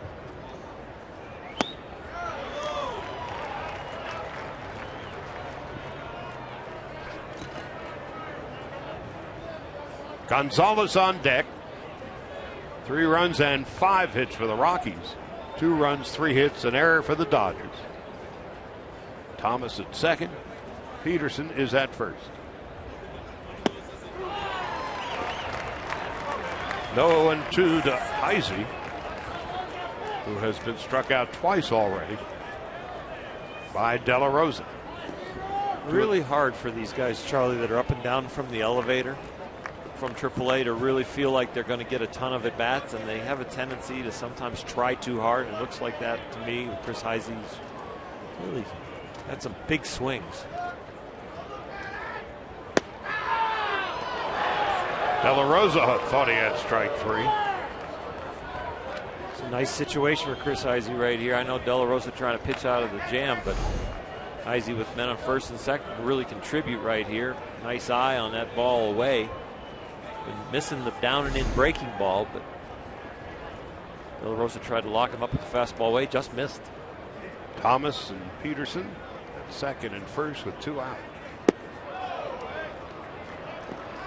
Now Heisey works the count even, 2-2. He throws Chris one of those down and in breaking balls and just leaves it near the corner of the plate. It'll be right in his swing. That's why Chris is trying to attack that pitch. Del Rosa's done a really nice job getting it down and under the swing and keeping it below the bat. If he hangs it just a little bit, Chris could golf it down in the left field corner for a double. That would score 2. Here's a line drive base hit into left. Thomas will be held at third. So now the Dodgers will have the bases loaded with 2 out. Well, one of the things we discovered about Ian Thomas, he is not, to be polite, fleet of foot. And so Lorenzo Bundy put up the stop sign. De La Rosa goes with the shot of trying to go down and in, leaves it up and out over the plate. Didn't get it down and in where I thought he might, or would have hooked this ball into the corner, but got it to left field. Got the base hit. Just a little flat-footed as the ball got into the hitting areas there by Ian Thomas. You got to be a little bit more weight or momentum going towards third, especially when the hitter with 2 out and 2 strikes, you see the bat leave the hitter's shoulder. You know with 2 out and 2 strikes, it's either swing and miss or contact. You should be moving, so you shouldn't be caught flat-footed in that count.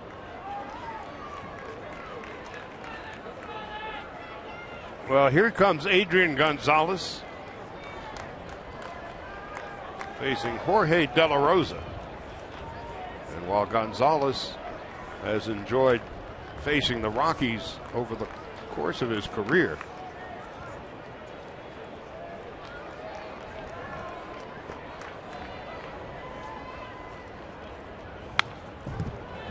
Adrian is hitting .370. against De La Rosa. But this afternoon he's bounced out and has been struck out. That's Ian Thomas at third, Jock Peterson at second, Chris Heisey at first. Dodgers with a chance to regain the lead as Gonzalez takes a strike, 0-2.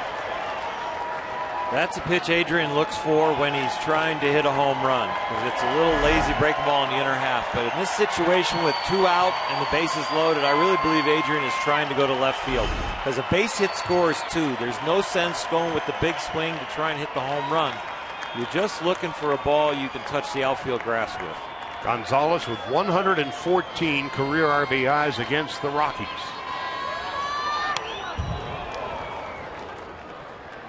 He leads all active players with 158 hits and 114 runs batted in against Colorado. Well, here it comes. De La Rosa tries to walk him off the plate with the breaking ball, and it's even at 2-3 inches. I think Adrian will be ready for it to try and slap it to left. 0-2, 2 out, 3-2 Colorado. Top of the 5th, bases loaded.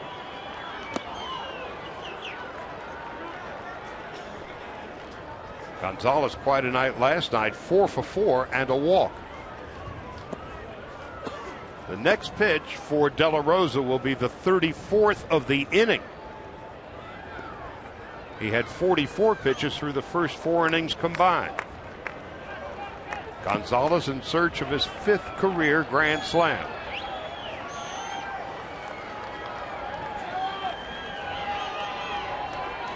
One and 2 to Adrian Gonzalez.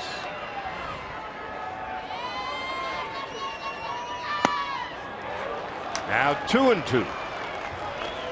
Grand slam would be very nice. The base hit would be just fine. Peterson, terrific speed at second base. Thomas leads from third, Peterson at second, and Heisey is at first. 2-2, 2 out.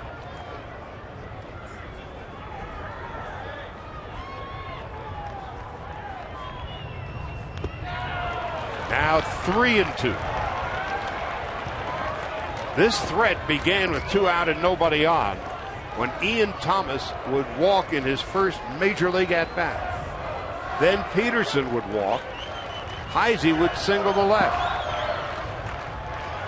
And this at bat began with an 0-2 count, and Adrian's got it to 3-2. All pitches to get those 3 balls have been away. He's got to come in now.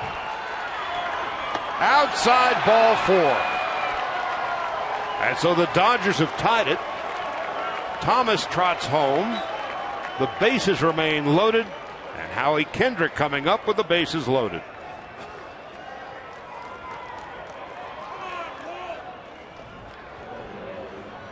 Last night, when the Dodgers scored 6 in the 6th, it took 31 minutes. We're in the 22nd minute of this inning, and they've scored 1.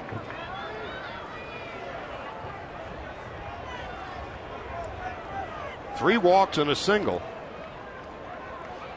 And now Kendrick 0 for 2, swings and misses, and it's 0-1.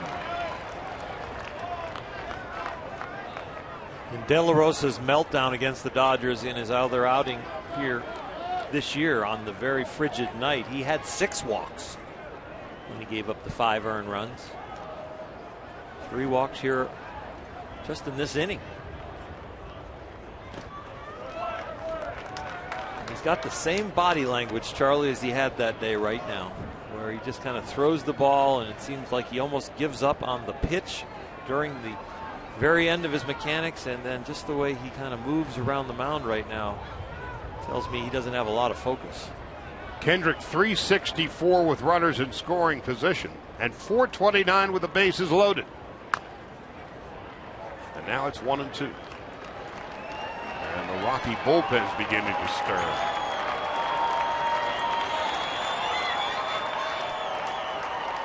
He's getting a few Bronx cheers. They travel well. Gonzalez, he had him 0-2, and Adrian worked the walk. Now Howie down 1-2. See how this one concludes. Bases loaded, 2 out. McHenry couldn't hang on. You mentioned earlier, Oral, that the Dodgers lead the National League in walks. 4 of them today, 3 in the 5th here. Now 190 walks. And 2 of them have come around to score today. 3-3 tie. 1 and 2, 2 out. Turner on deck.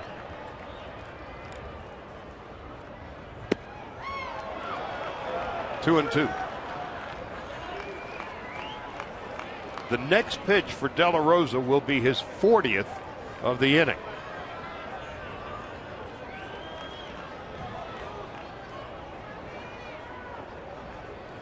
There's nothing Walt Weiss can do if his pitchers can't throw strikes. But he strikes out Kendrick, and the Dodgers leave the bases loaded. It took nearly a half hour, but they do come up with 1 run, with 1 hit, 3 walks, 3 left. And after 4 1/2, a 3-3 tie.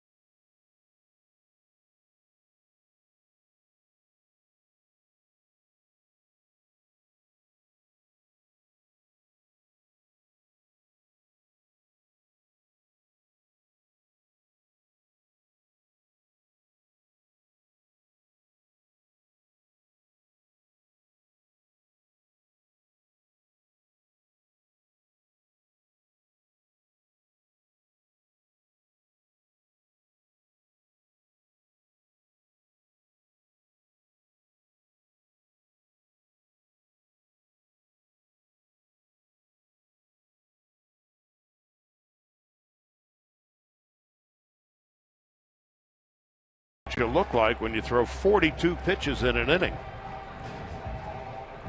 He's fortunate he only gave up 1 run.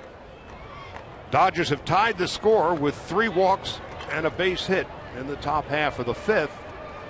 And Ian Thomas is about to begin his 3rd inning of relief. LeMahieu, Gonzalez, and Arenado to bat for the Rockies. Thomas, in his first 2 innings with the Dodgers, has thrown 40 pitches, 24 of them for strikes. Gave up a 2-run home run to Michael McHenry. Line drive, base hit, center field. Paulson began the 4th inning with a hard double to right center. McHenry hit a long-distance home run off Thomas. And here's LeMahieu beginning the 5th with a scorching line drive.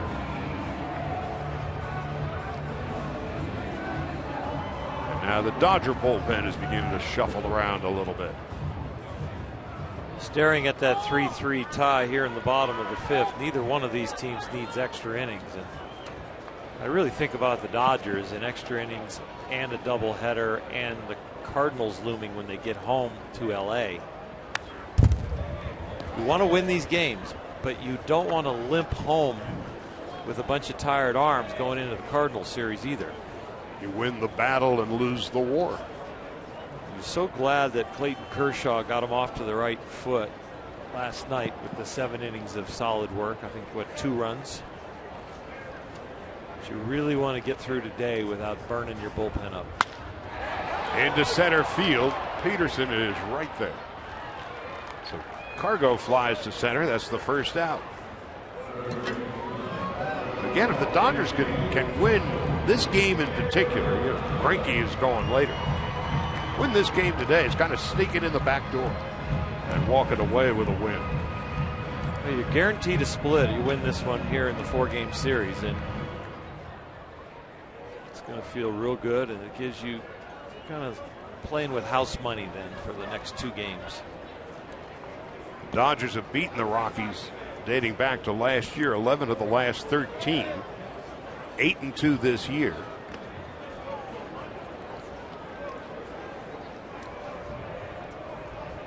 And as we mentioned, the Dodgers are 25-10 against teams currently over 500 and 5-10 under teams 50-50.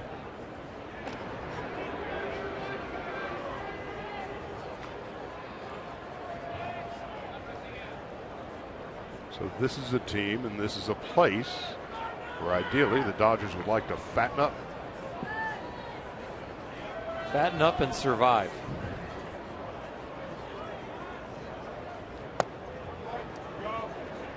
But you really could go from survive to thrive if Ian Thomas can do the job in this inning. Maybe one more, who knows? The next piece out of the bullpen can maybe go 2 or 3, and maybe Kenley Jansen just get the save. That's all they use in this, and then you go into the second game with Zach. Runner goes, a strike without a throw. LeMahieu's first stolen base of the year. LeMahieu looks like he's going on first move, so even if Ian Thomas goes to first, I feel like I can be your throw and the combination of your throw and Adrian Gonzalez's throw to second, so I'm taking a long lead, going on first move, looked in and walked to second. Correction on LeMahieu, that was his 5th stolen base. 1-1. Arenado, big rip, fouls it back. 1-2. Arenado has doubled and scored a run. He's also popped to second. Hitting .291, 13 home runs, 37 runs batted in. He had a 2-run shot in the 4th last night over the wall in center off Kershaw.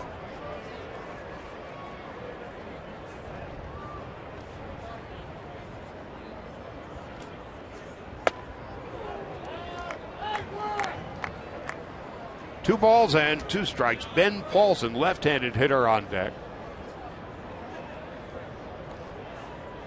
Combination after you miss up and move a hitter's shoulders and head. Ian Thomas got a good changeup. He get it low and away. Lined into left field for a base hit on one hop. Rounding third is LeMahieu. The throw to the plate and a throw to second base will not be in time. Arenado with the RBI. LeMahieu scores and the Rockies reclaim the lead 4-3.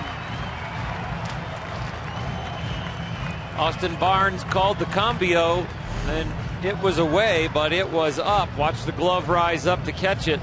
About 8-10 inches up. Arenado able to stay back, and because the ball was high, this throw in there just a little high over Justin Turner, which would have kept Arenado to first base or got him out at second. All around, the ball was too high for the Dodgers every time they threw it there. And Ben Paulson is the hitter. Still 1 out and a call strike, 0-1.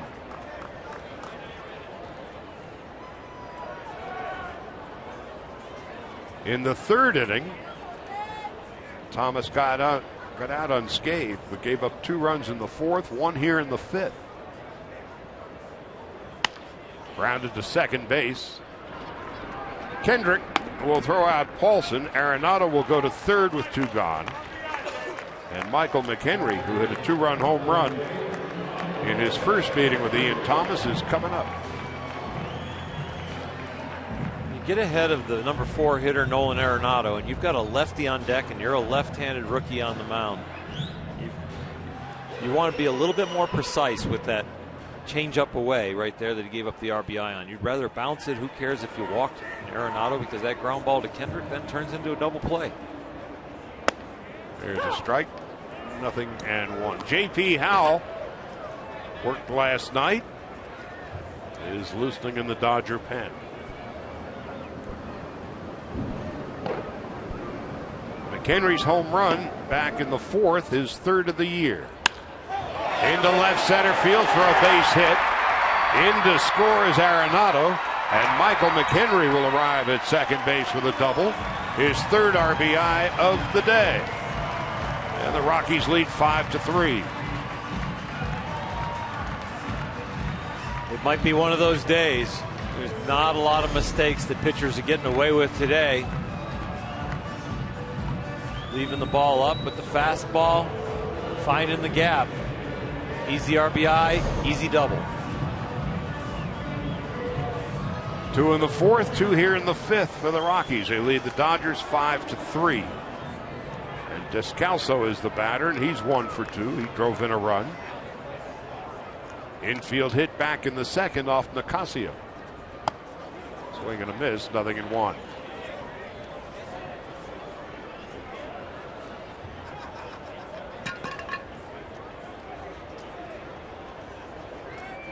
Well, this is not the debut that Ian Thomas had envisioned.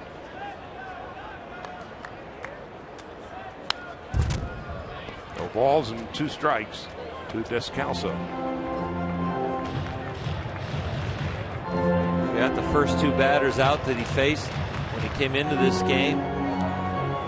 Got through that inning after a man reached, and then it just kind of turned into a nightmare.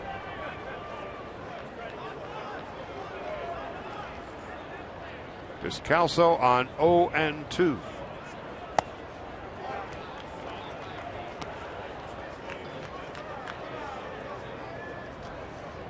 Descalso came up with the Cardinals the tail end of 2010.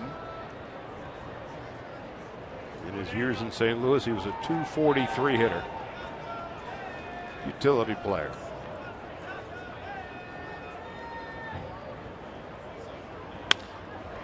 One hop to short. Kike Hernandez will throw out the speedy Descalso. That will end the inning, but not before. The Rockies come up with a couple of more runs, 3 hits and leave 1. We go to the 6th.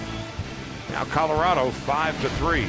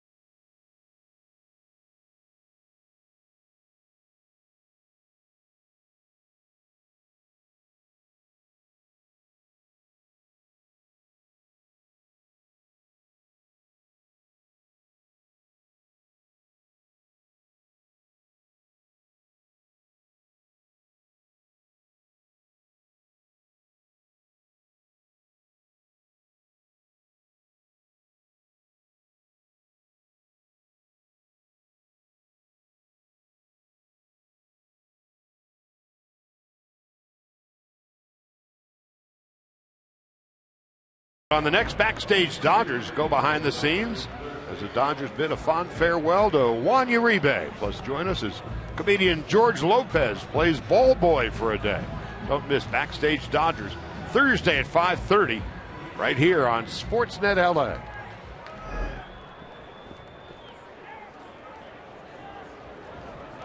Well, De La Rosa, who labored through the 5th inning, 42 pitches, 22 for strikes, walked 3, gave up 1 hit. Dodgers came away with just 1 run.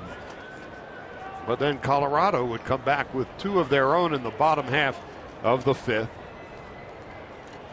So at 86 pitches as we begin the sixth, Justin Turner to lead it off. There's a strike, 0-1. Turner has flied to center and flied to right. Now keep in mind about Jorge De La Rosa. He missed his last 2 turns. He has a chronic cut on his middle left finger that occasionally will open up on him. And obviously his ability to grip the ball and do what he wants to do with it is greatly impaired.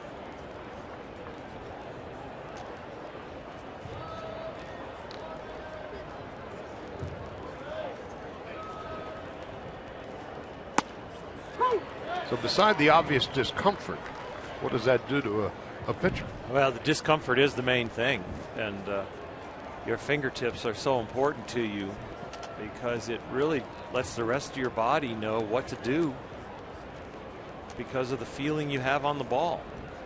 Or a lack of saying. Here's the 1-2 to right. Cargo runs out of room.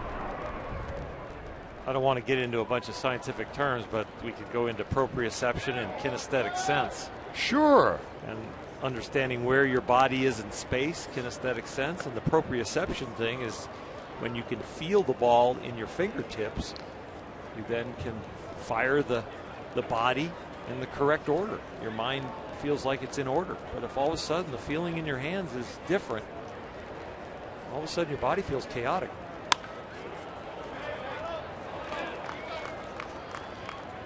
One and 2 to Justin Turner with Alex Guerrero on deck and Kike Hernandez to follow. I think I understand.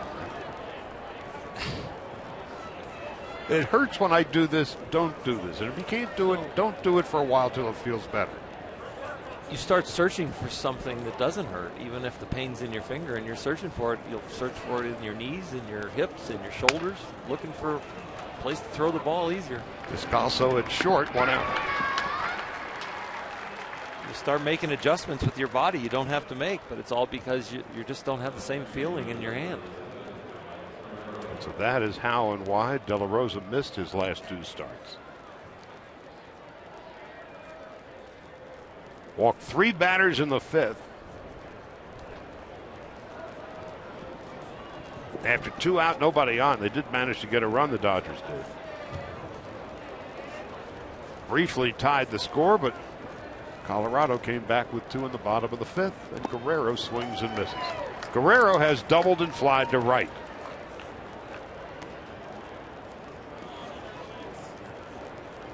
Five to 3 in the bottom of the 5th, and it's got a feeling to have one of those mile-high games. It doesn't feel like we're getting into the latter innings yet.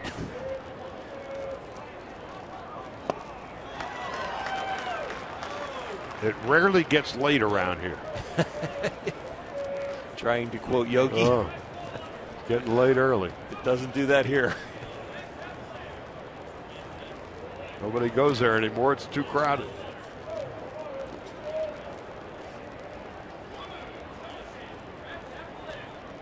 On 0-2. Guerrero stays alive. When they were scrolling the late Yankees at the Old Timers game, didn't he say something? I hope I don't see my name up there next year. He and Whitey used to be introduced one after the other. And back before the days of the big computerized scoreboard, they would have this slow scroll of those Yankees who were not here anymore. De La Rosa on 0-2 to Guerrero. Hard ground ball to third. Just don't hit it there. And so they have the slow scroll, and there's kind of an air of silence around Yankee Stadium. And Yogi turns to Whitey and says, I sure hope I don't see my name up there next year. And of course, Whitey and Yogi were best of friends for half a century or more. And even Whitey had to do a double take. What? Kike Hernandez with 2 out and nobody on.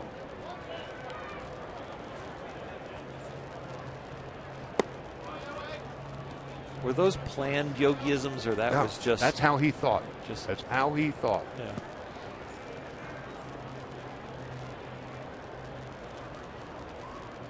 Austin Barnes on deck. Slowly hit to third. That's that. So after a rugged inning in the fifth for De La Rosa, he responds by getting the Dodgers in order in the sixth. We go to the bottom half of the sixth. 5-3 Colorado.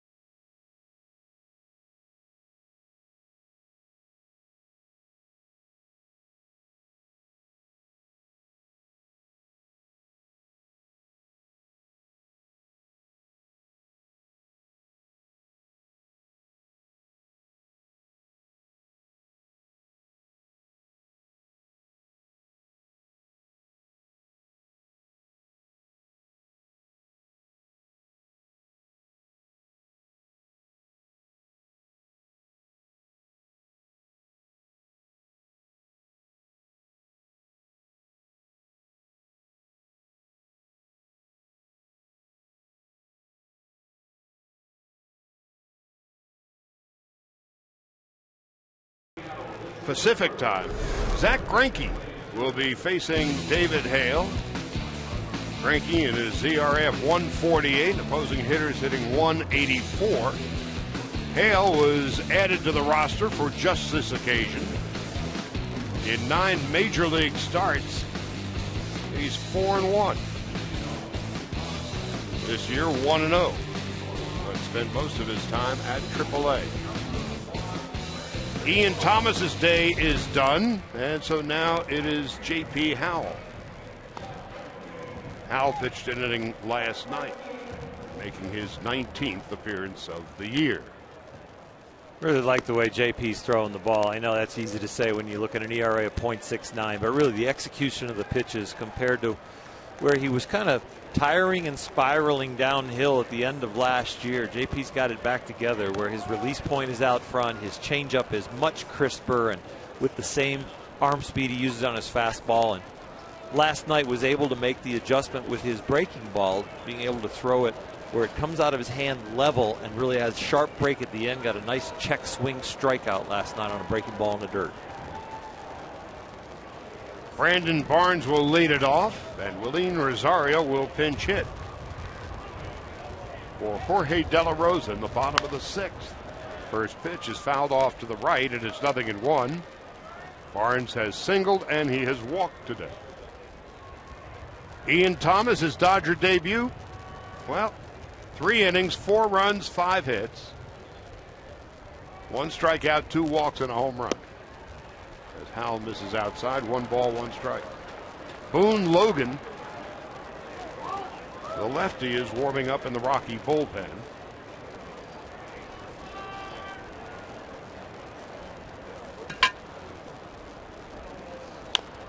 Chopped to third. That's the first out of the 6th inning.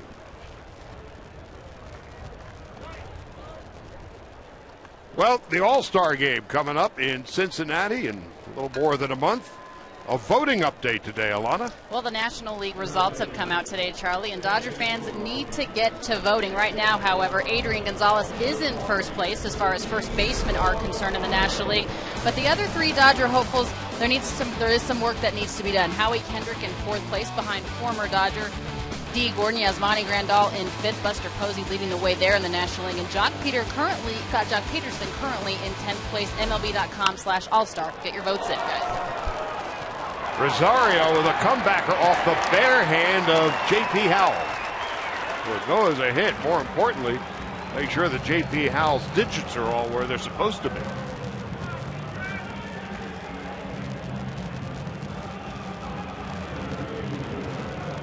Showing no ill effects. JP upset with himself that he got his bare hand up there. Howie's up playing up the middle, had a chance. See how Howie had to go to his left after the ball was deflected. JP got to realize that his second baseman is playing him up the middle, and he's right there to catch that ball. The deflection then turns it into a hit. So 1 out and 1 on, and here's Charlie Blackmon. So Willeen Rosario batting for De La Rosa is aboard. Rockies now 5 runs and 9 hits. The Dodgers 3 runs, 4 hits, and an error.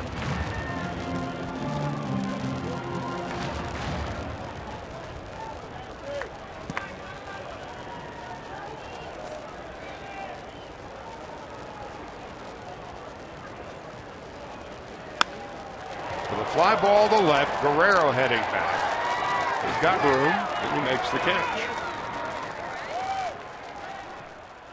Second out of the 6th. Looking ahead to the 7th, Austin Barnes due to, and a pinch hitter for Howell, and then Jock Peterson. Remember, the lefty Boone Logan is warming in the pen. Jimmy Rollins has already been used. So on the bench is Yasmani Grandal, switch hitter, Alberto Callaspo, switch hitter, A.J. Ellis, and Andre Ethier, a left-handed batter. LeMahieu with 2 out.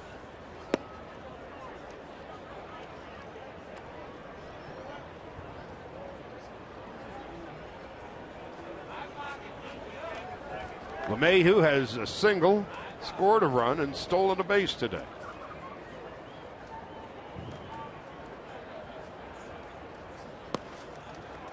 Two balls and no strikes. Carlos Gonzalez is on deck.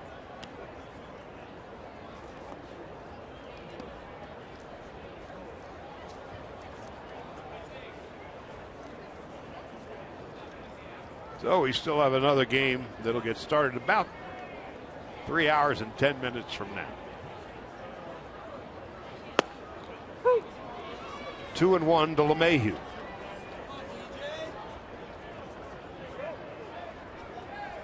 At .335, he's the 4th leading hitter in the league.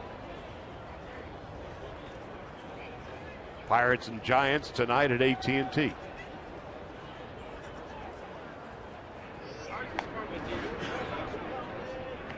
Dodgers on this Tuesday afternoon with a 1.5 lead over San Francisco. 6.5 over the Padres, 7 over Arizona, 7.5 over the Rockies.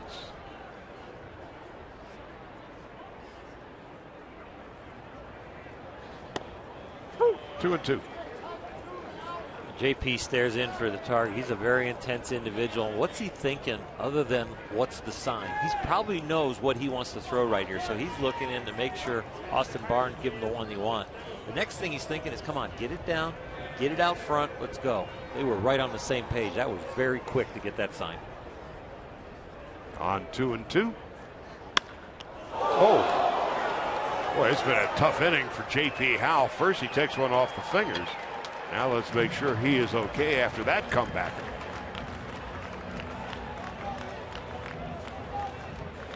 Let's take a look. I'm thinking it got him in the chest, but I don't know. Stan Conti's coming out to make sure. That's where he got it. Got him, yeah, maybe the bicep of the glove arm. Take a look at the glove arm right there. Yeah, right. Oh, like the front of the shoulder of the glove arm.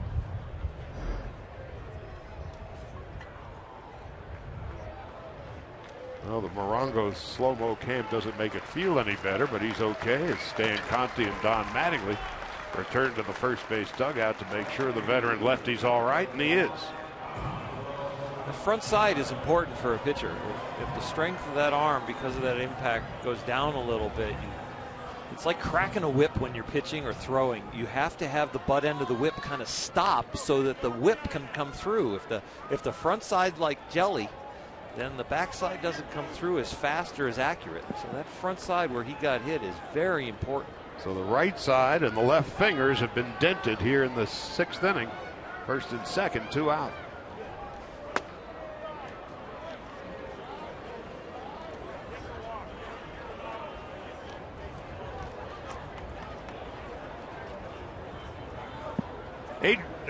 Carlos Gonzalez 0 for 2 and a walk.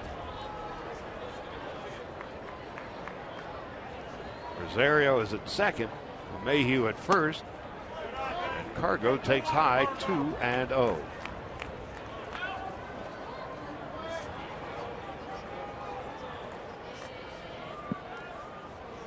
Nolan Arenado, who's been a one-man wrecking crew against the Dodgers, is on deck. There's a strike, 2-1. You take a comebacker like JP did, and the first thing you want to do is give me the ball. I want to get back on the mound. I want to do it. I want to get back right in there. I'm okay. But you've got to protect from I want to do it compared to I want to do it right. You've got to really zone in right here.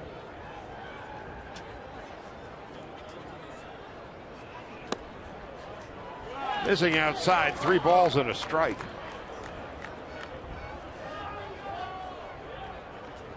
Again, the last guy that Howell wants to face is Arenado. Nobody up in the bullpen to help him. This is his inning.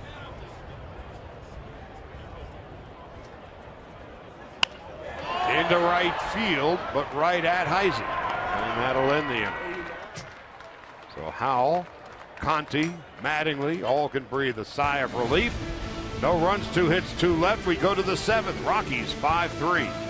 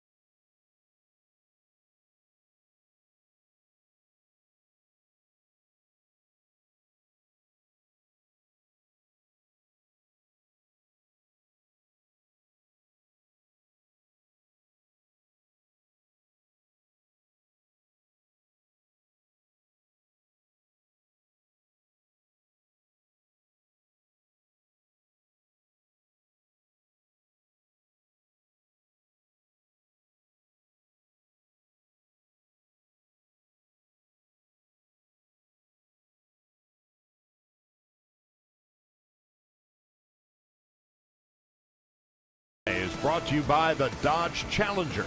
With an EPA estimated 30 highway MPG, this car was made for driving in California. Visit Dodge.com today.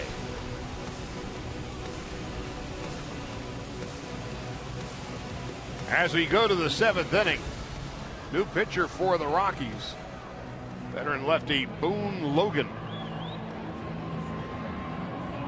making his 21st appearance of the year.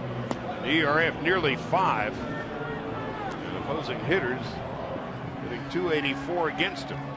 He'll be facing Austin Barnes, Alberto Callaspo to pinch hit for Howell, and then Jock Peterson. Tonight in San Francisco, the Pirates send A.J. Burnett, and what a year he has had, against Chris Heston, who's had a solid season for San Francisco. Dodger lead over the Giants is a 1.5 games. But the Rockies lead over the Dodgers through 6 innings today is 5-3. Barnes is walked and lined out. Chris Hatcher is warming in the Dodger bullpen. You know, you mentioned A.J. Burnett having another great year. He's one of those guys like Juan Nicasio started this game for us. Is pretty much a 2-pitch pitcher.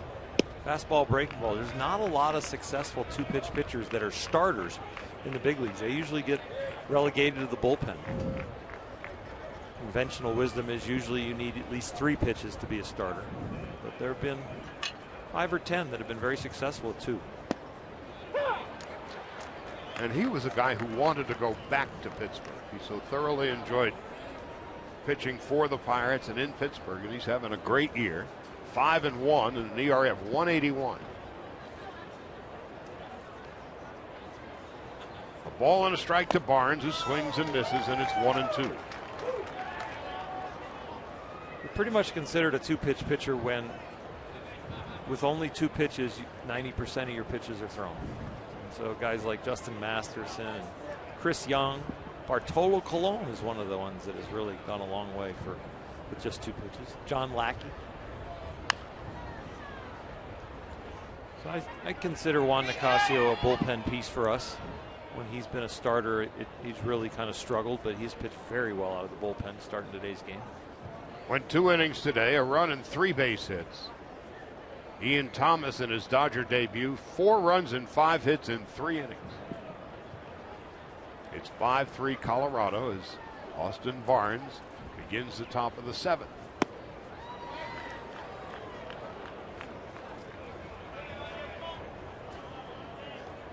Meanwhile, Boone Logan, now in his 9th big league season, came up with the White Sox, then to the Braves and the Yankees, and this is his 2nd season in Colorado. Well hit to left center. A long run for Barnes, but he's got room.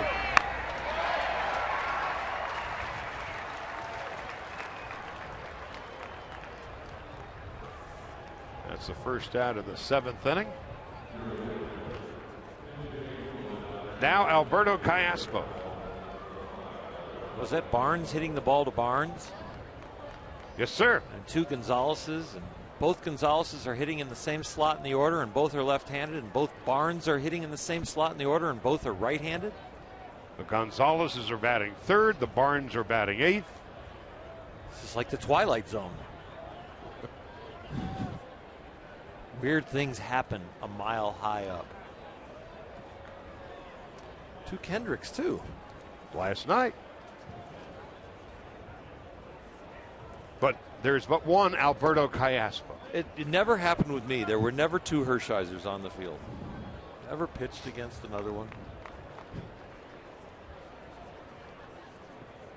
And I imagine you never pitched against another Oral either. That would even probably be rarer.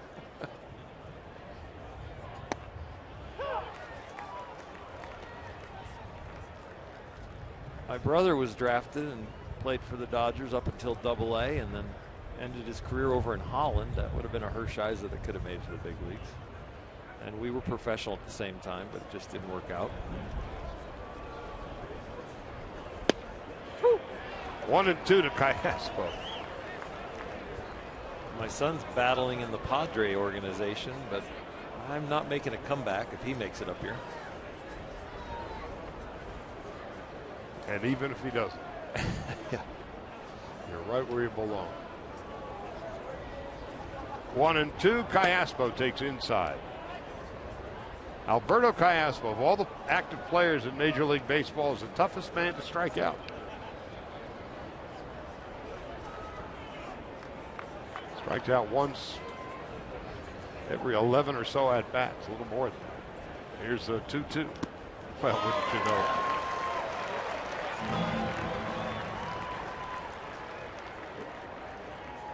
Two out and nobody on, and Jock Peterson is coming up. When you don't strike out very much, Charlie, those are the guys you love to have on your bench for as a pinch hitter, because there are so many situations as a pinch hitter that you just need contact, especially contact to the right area. So Callaspo could be a very valuable piece. You want to start a fight between MLB.com and ESPN? They all agree that Peterson's home run back in the 3rd traveled 477 feet. ESPN says it was the longest home run hit of the year, tied with Alex Rodriguez, who hit one of that length in Tampa. MLB.com says yes, 477 feet. but it was the 5th longest.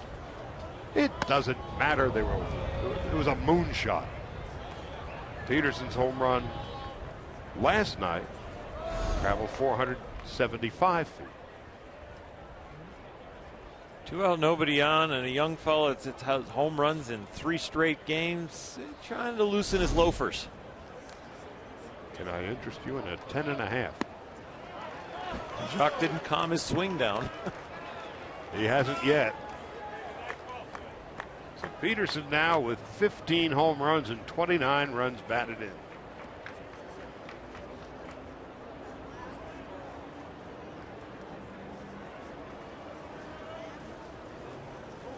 On 2-2. Now it's 2-2. Well, Jock Peterson's been right on the money, Alana. Well, Mark McGuire wanted to talk about his healthy swings, as he puts it. He said, in a perfect world, not so many hard swings. He said it's all about muscle memory, however.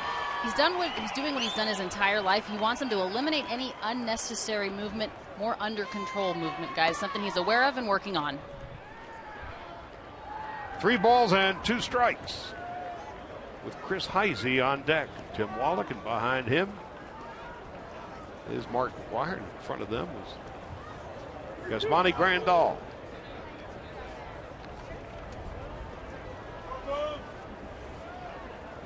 There's Wally, the bench coach.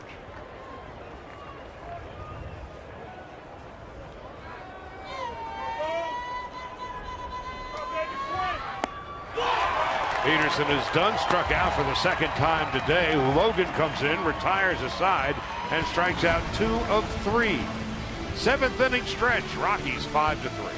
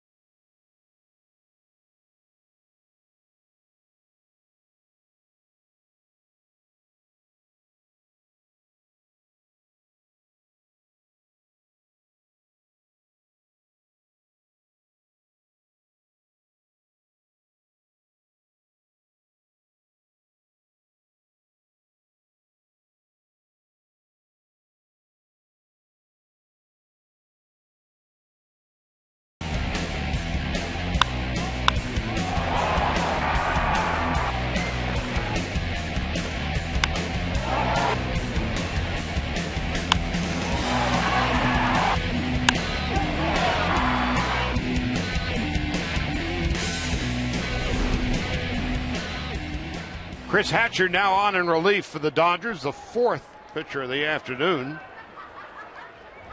J.P. Howell, no runs and 2 hits when he pitched the 6th, and here in the 7th, Hatcher will be facing Arenado, Paulson, and McHenry. Chris has really struggled with his off-speed pitches, and the league has been able to back him into fastball counts and expect the fastball. Struggled to grip on his split finger and his breaking pitch, and just has not been consistent with it yet. But the Dodgers are still very hopeful that with this arm speed he could be successful. Just to our right, 1 ball, 1 strike. Arenado today A single, a double, and 2 runs scored. His 15th multi-hit game of the year at .295. Boy, he is becoming one of the game's big stars in just his 3rd season. The Rockies could put a better team on the field and have a winning year. He would even be a bigger star because people would see more about him as they saw Rockies highlights.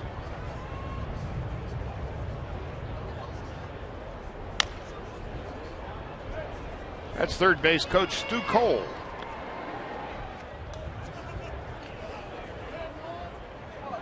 So Arenado now with 13 home runs and 38 runs batted in. And 2 Gold Gloves and 2 big league seasons.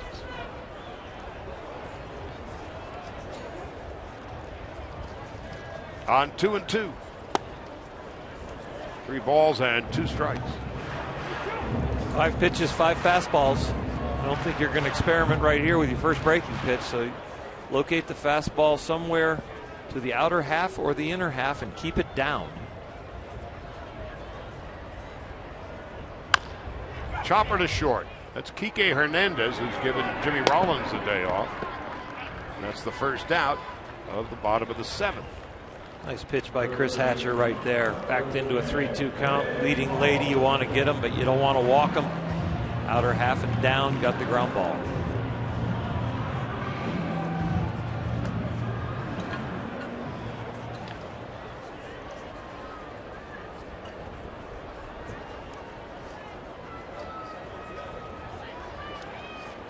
Ben Paulson 1 for 3, a double and a run scored today. Outside and low, 1 ball and no strikes.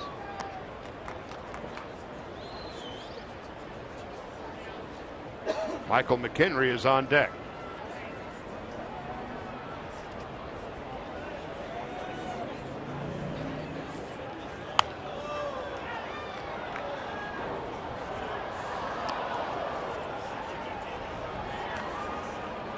Paulson at the moment at .349.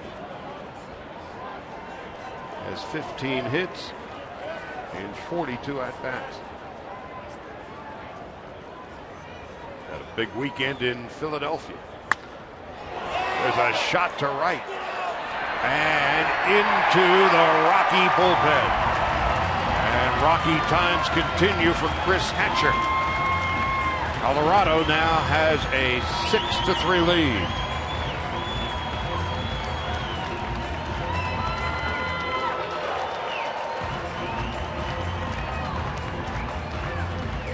Sometimes you just have to crawl yourself out of a hole. Chris Hatcher feeling good about the at-bat before, but there's the split finger.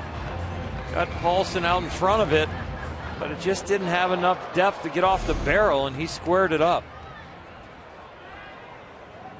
Paulson with home runs on Friday and Saturday in Philly. And on Tuesday he hits one. McHenry to deep center, and Peterson is there.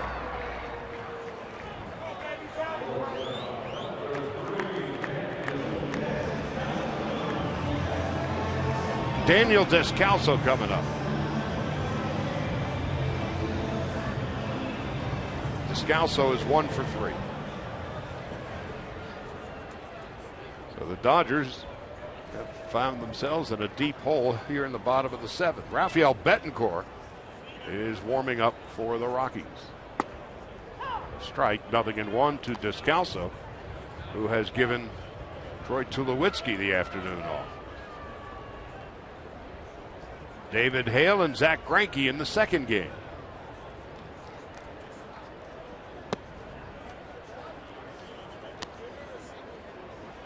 One ball and 1 strike.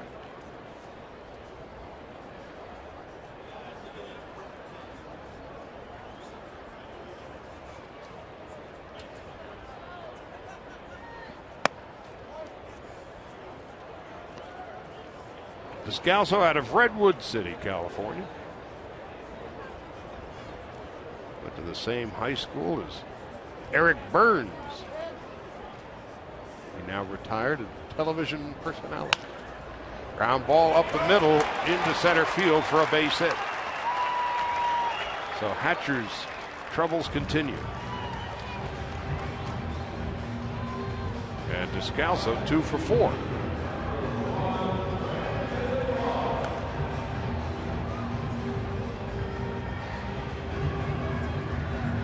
I've been watching Chris Hatcher right here, trying to figure out why they see him so well. His mechanics are very angular, but we have somebody on the staff that has very angular mechanics that's super successful. He's going to pitch game 2, started Zach Greinke. I really believe it's got to be the fact that the league just doesn't think he has a breaking ball that they have to worry about. When you say angular, what do you mean? Well, he just doesn't have a lot of rotation to his delivery, so the hips don't. There's not a big hip turn. There's not a big shoulder turn. It's just kind of the leg comes up and he comes straight at you, kind of over the top, a little Iron Mike-ish.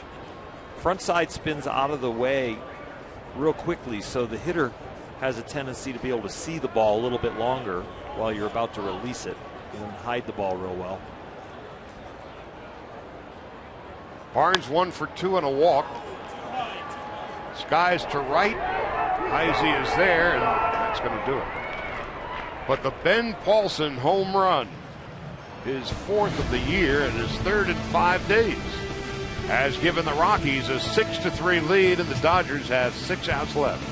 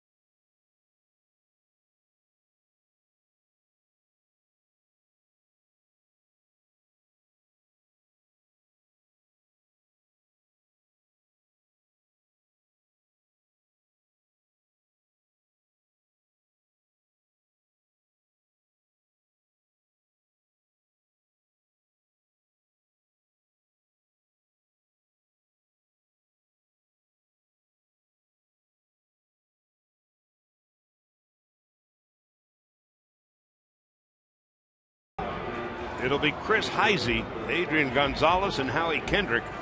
And the Dodgers have some work to do. The Rockies, when leading after 7 innings this year, are 17-2. And the Dodgers, when trailing after 7, are 1-13. So the Dodgers have a tall mountain to climb in Rocky Mountain country. Chris Heisey is 1 for 3. He's been struck out twice. Started in right field today with the lefty De La Rosa starting, and so Ethier had the day off. Heisey squares to bunt. Back to the box. Logan better hurry. And he gets Heisey 1 pitch, 1 out in the 8th. For Chris Heisey, that bunt's disappointing, but it's also encouraging because it was bang, bang, and it was terrible direction. If he can get that to one side or the other, he knows that that's the right play. It just wasn't executed properly. Now Adrian Gonzalez.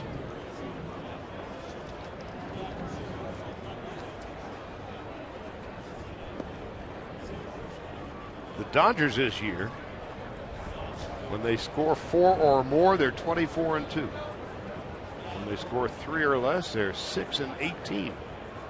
They're trailing 6-3 with 1 out in the 8th. And there's a strike, 0-1 to Gonzalez. 0 for 2 and a walk this afternoon, after going 4 for 4 and a walk last night.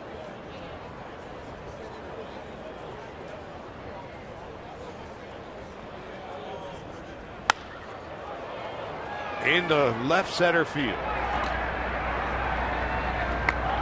Barnes with the catch, 2 out.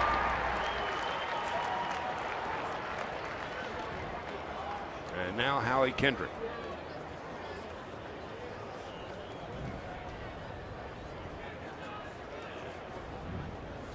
The Rockies scored first in the second inning.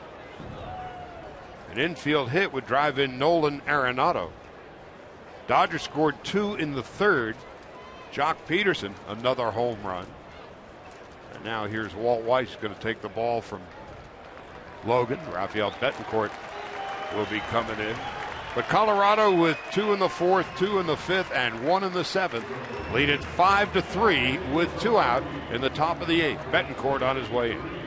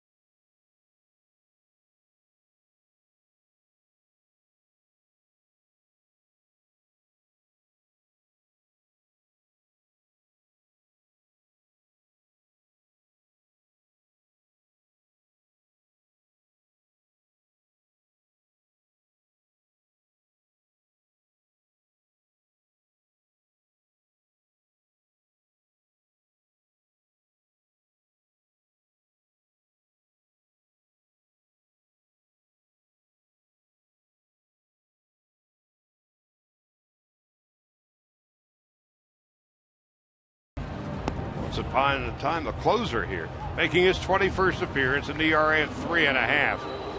But opposing hitters are hitting just 182. 19 strikeouts and 3 walks. He can be the poster child for pace of game rules. And take his time. Came up in the Indian organization, but not originally a pitcher. He's already taking his time. He's got some gyrations. Oh, we got to work on the front of the mound where I'm going to land. We got to work on where I'm going to stand. Got to stretch out the shoulders. Got to get the re-grip and the re-glove. Got to tug on the hat twice. Okay, sign time. Howie Kendrick 0 for 3. Takes a strike and is 0-1.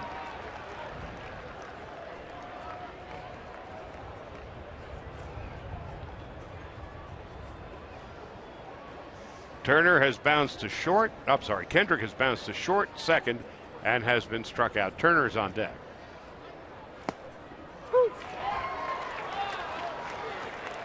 Betancourt quickly ahead, 0-2.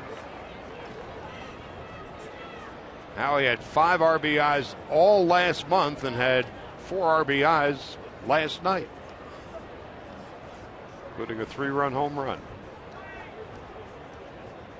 on 0-2. Backhanded stab at first by Paulson. Betancourt covers. Beautiful play to end the inning. Nothing across for the Dodgers in the top of the 8th. Going to the bottom half of the 8th inning. Rockies 6 and the Dodgers 3.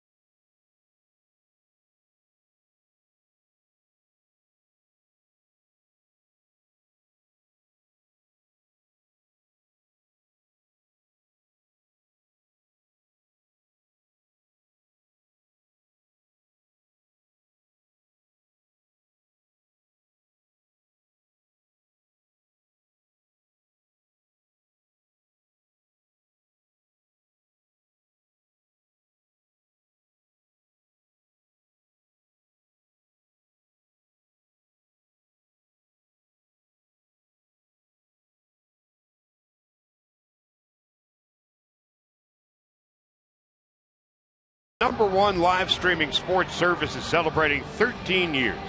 Watch every out-of-market game live or on demand in true HD on over 400 mobile and connected devices. Real-time highlights, live look-ins, pitch tracking, widget, and more. Every night on every device. Blackout and other restrictions apply. Visit MLB.tv for details. David Huff pitched an inning last night, gave up 2 runs and 4 base hits. He's up as part of that 26th man rule because of this day-night doubleheader. And so he is, to this point, it would appear, being a seat filler at the Oscars.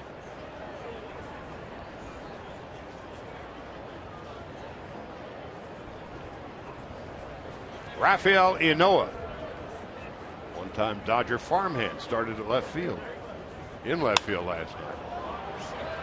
First pitch, 9th inning, Howie Kendrick.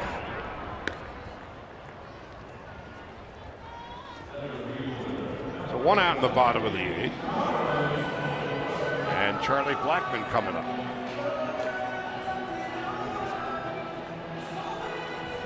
Blackmon is 0 for 4.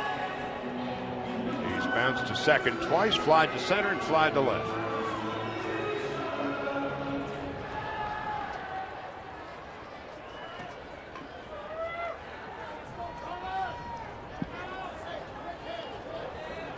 Blackmon, his bat's been slowing up lately. He's down to 249.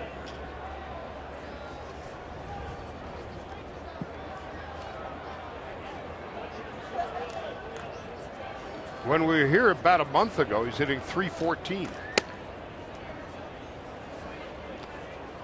1 ball and 1 strike. LeMahieu on deck, looking ahead to the Dodger ninth. Justin Turner, Alex Guerrero, and Kike Hernandez. Here's Eric Young, senior.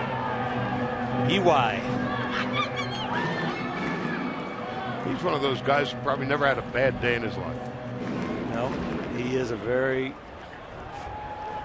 a great guy to be around. A lot of fun, and boy, did he swing hard. Exhaled.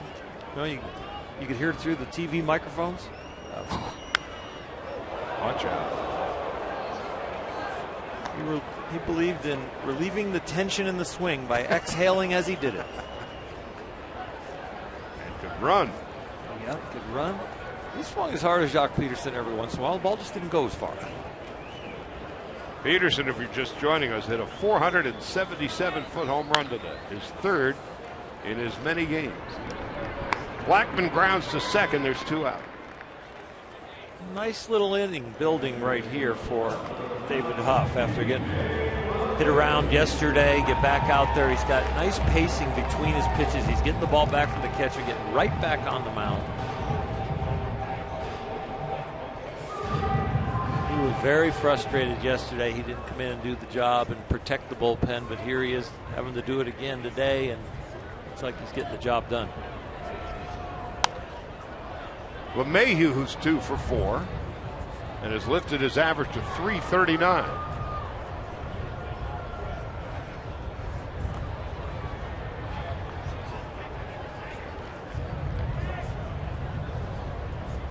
Huff out of Huntington Beach as LeMahieu fouls it off to the right.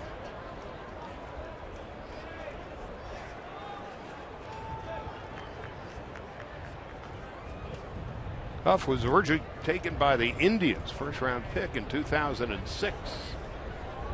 From the Indians to the Yankees, a little time with the Giants. And another foul ball. In the 9th, Turner, Guerrero, and Kike Hernandez.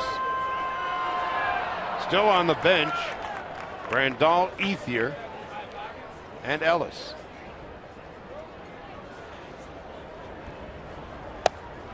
And Huff strikes out.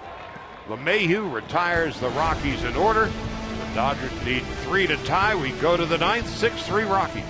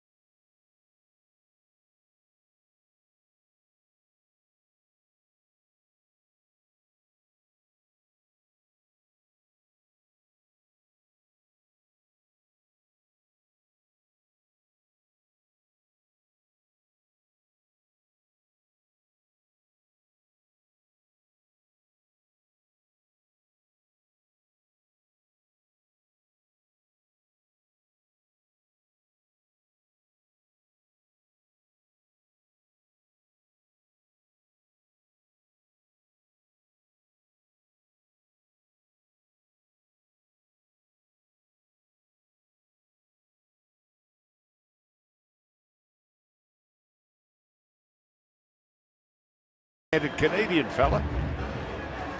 The Rocky closer on to close it out. What a comeback season he has had with an ERA of under 2/3 of a run, and opponents are hitting 176 against him. He's had some terrific years, and then he has struggled. Came up with Milwaukee in 2009.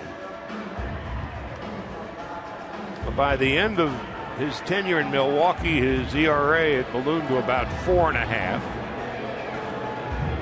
Split time last year between Cleveland and Pittsburgh. And he appears to have found a home here with the Rockies. The command has tremendously improved. When he went south, it was about location. He didn't really lose a lot of velocity, but he didn't find the plate as often. So the Dodgers have work to do. Turner is 0 for 3. Alex Guerrero on deck and Kike Hernandez to follow.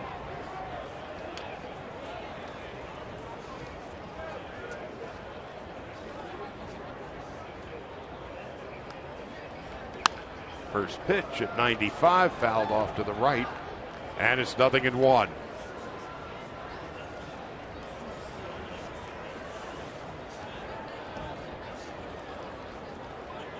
Mattingly and Honeycutt tried to weave a tapestry together today. Nicasio, Thomas, Howell, and Hatcher. And eventually Huff. But 6 runs and 12 hits for Colorado, 3 runs, 4 hits for the Dodgers. Well, with this being a day game and being a mile high and being sunny and windy, or the wind's blowing out, carrying real well, 6 runs is not bad coming out of your pitching staff when you're trying to do a bullpen day. A base hit for Turner to begin the 9th. I'll give you a fair shot giving up 6 in the conditions today of winning the game. It's not like the pitching staff melted down. They just didn't quite get the job done to this level.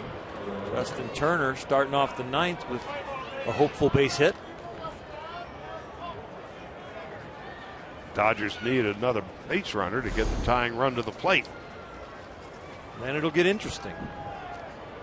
And in Denver, Coors Field, it's easy to get interesting. Even more interesting. Guerrero has doubled in 3 at-bats. Outside and low, 1 ball and no strikes. Kike Hernandez on deck. Then Austin Barnes, and remember, Ethier's still on the bench. Grandal and Ellis. Hernandez 1 for 3.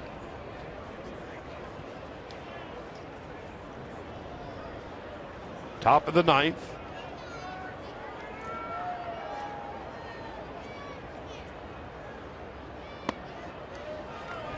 Two balls, no strikes.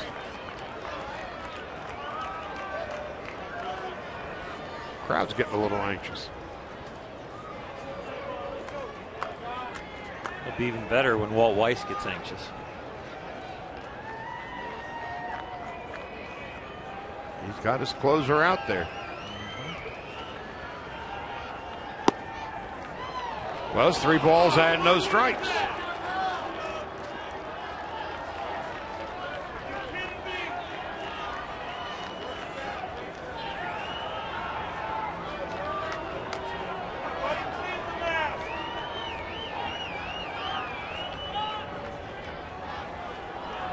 Guerrero's not walked much this year. There's a strike. Only walked 4 times all season.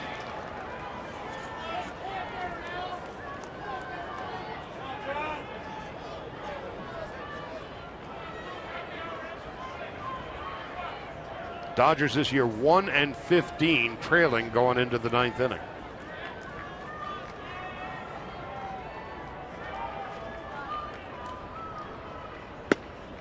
Three and 2.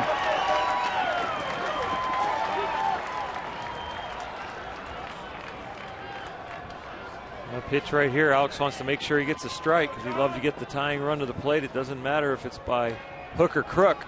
Walk will be just fine, but throwing 95, 96 out there. He's going to have to make that decision quickly.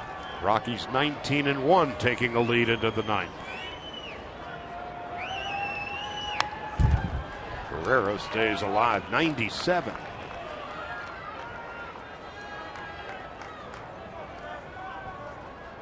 '97 and up is harder than 97 and down because it has a little shorter distance to travel to get to your bat. But it looks real juicy to the hitter because it's up there and they see the whole ball. So on 3-2. We'll do it again.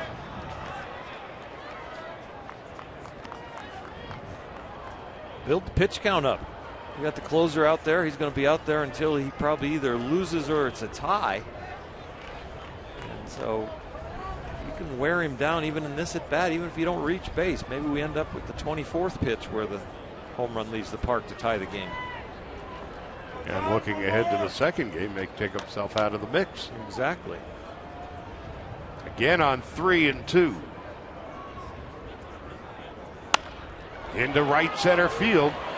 And that is going to be run down by Charlie Blackmon. And Turner nearly doubled up. Charlie Blackmon had a long way to go and made a terrific play.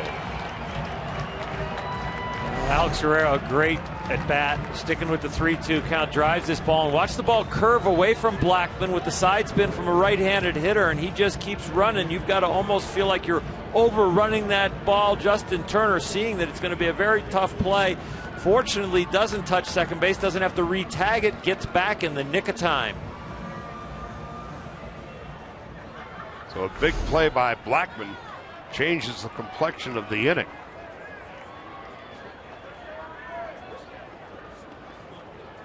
The ball hung up there just a little bit, but the curvature almost took it away from him. Andre Ethier to pinch hit for Kike Hernandez.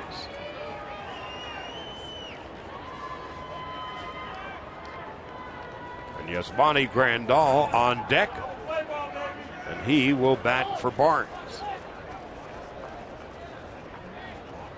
Ethier takes high and away, 1 ball and no strikes.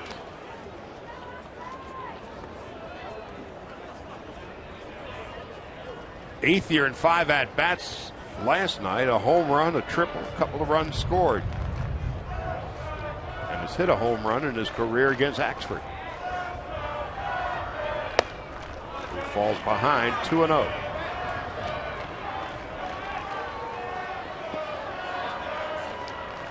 Seven home runs, 20 runs batted in for Ethier, hitting .309. Axford battling it here in the ninth.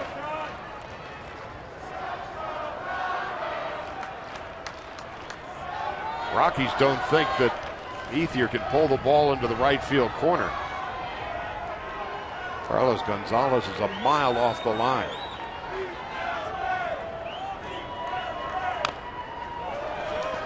Two and one to Ethier with Grandal to pinch hit on deck.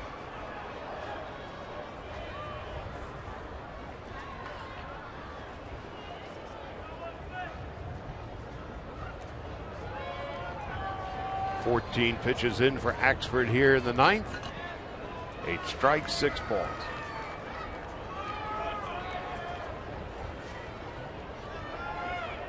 Turner leads from first.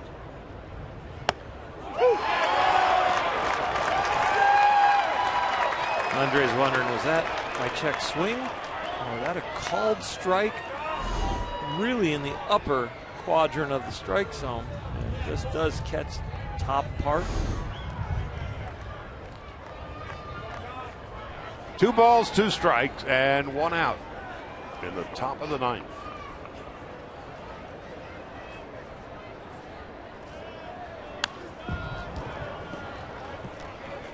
Andre's swing looks really good. It is so short and quick this year. So healthy with the hands and the legs. And the hand. He's just bringing the same swing every day, and it is a really good one. That right hand no longer does it wrap around the bottom of the knob of the bat.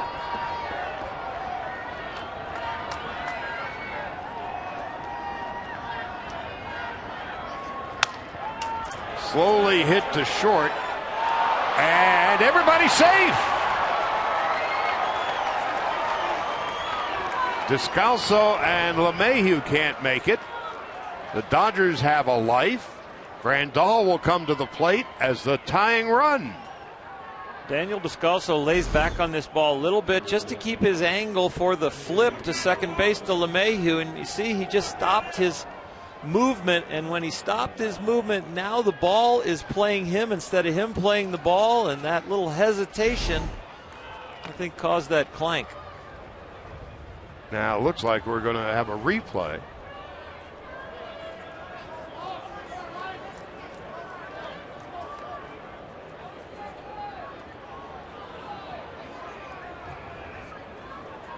Jeff Nelson is the crew chief and the second base umpire. Let's take another look here. The bobble, the flip. Oh. Well, the front leg beats the play, but I'm not sure it touches the bag. The back leg touches the play, and the ball might already be in DJ's glove, depending on what they rule as far as that front leg. Justin Turner.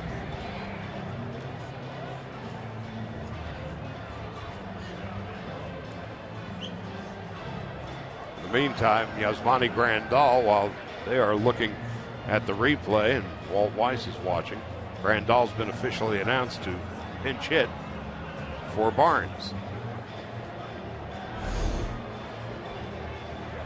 Another look, but my prediction percentage on what New York does is really low, so I don't want to get out in front of this. A lot of air there.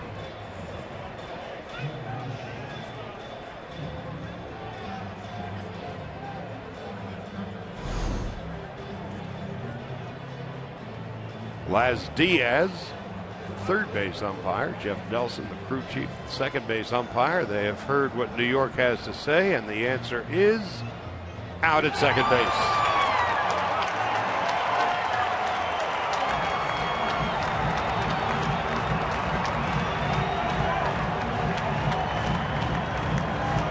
There's a higher risk with a head-first slide there, but the head-first slide you'd have been safe. Justin has had some hand issues from being slid into at third when he was playing third, so he got that brace on there, so he's not about to slide head-first and use his hands to touch the bag. The feet first slide, sometimes players worry about really jamming that ankle into that bag when you're trying to get there as soon as possible, and you keep it slightly above the bag like that, and I think that's what got him. So now here's Grandal with the Dodgers down to their final out, and the Rockies putting the shift on the right side of the infield.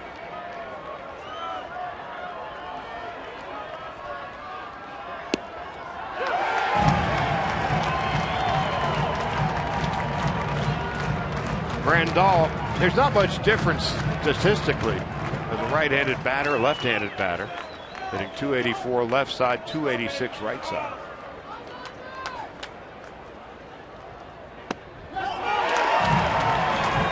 And now the Dodgers are down to their final strike.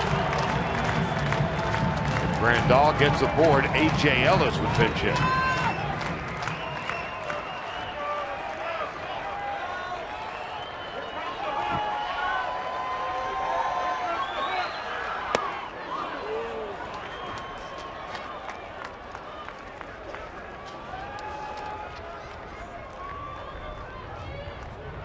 One ball, two strikes, two outs.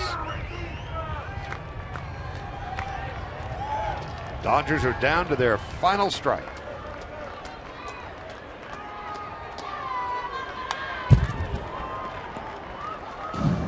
Ethier was off and running. The infield playing back. Grandal, 5 home runs and 20 runs batted in.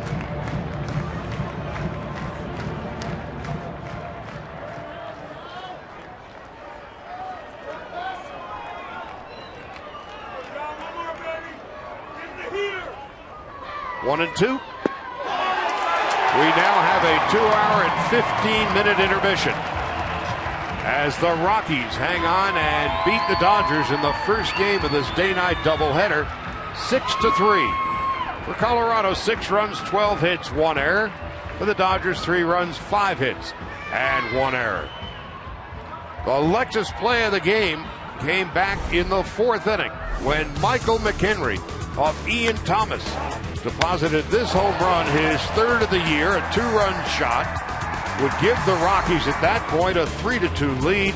They would go on and win it by a score of 6-3. So we're going to take an intermission and come back at about 5:30 Los Angeles time.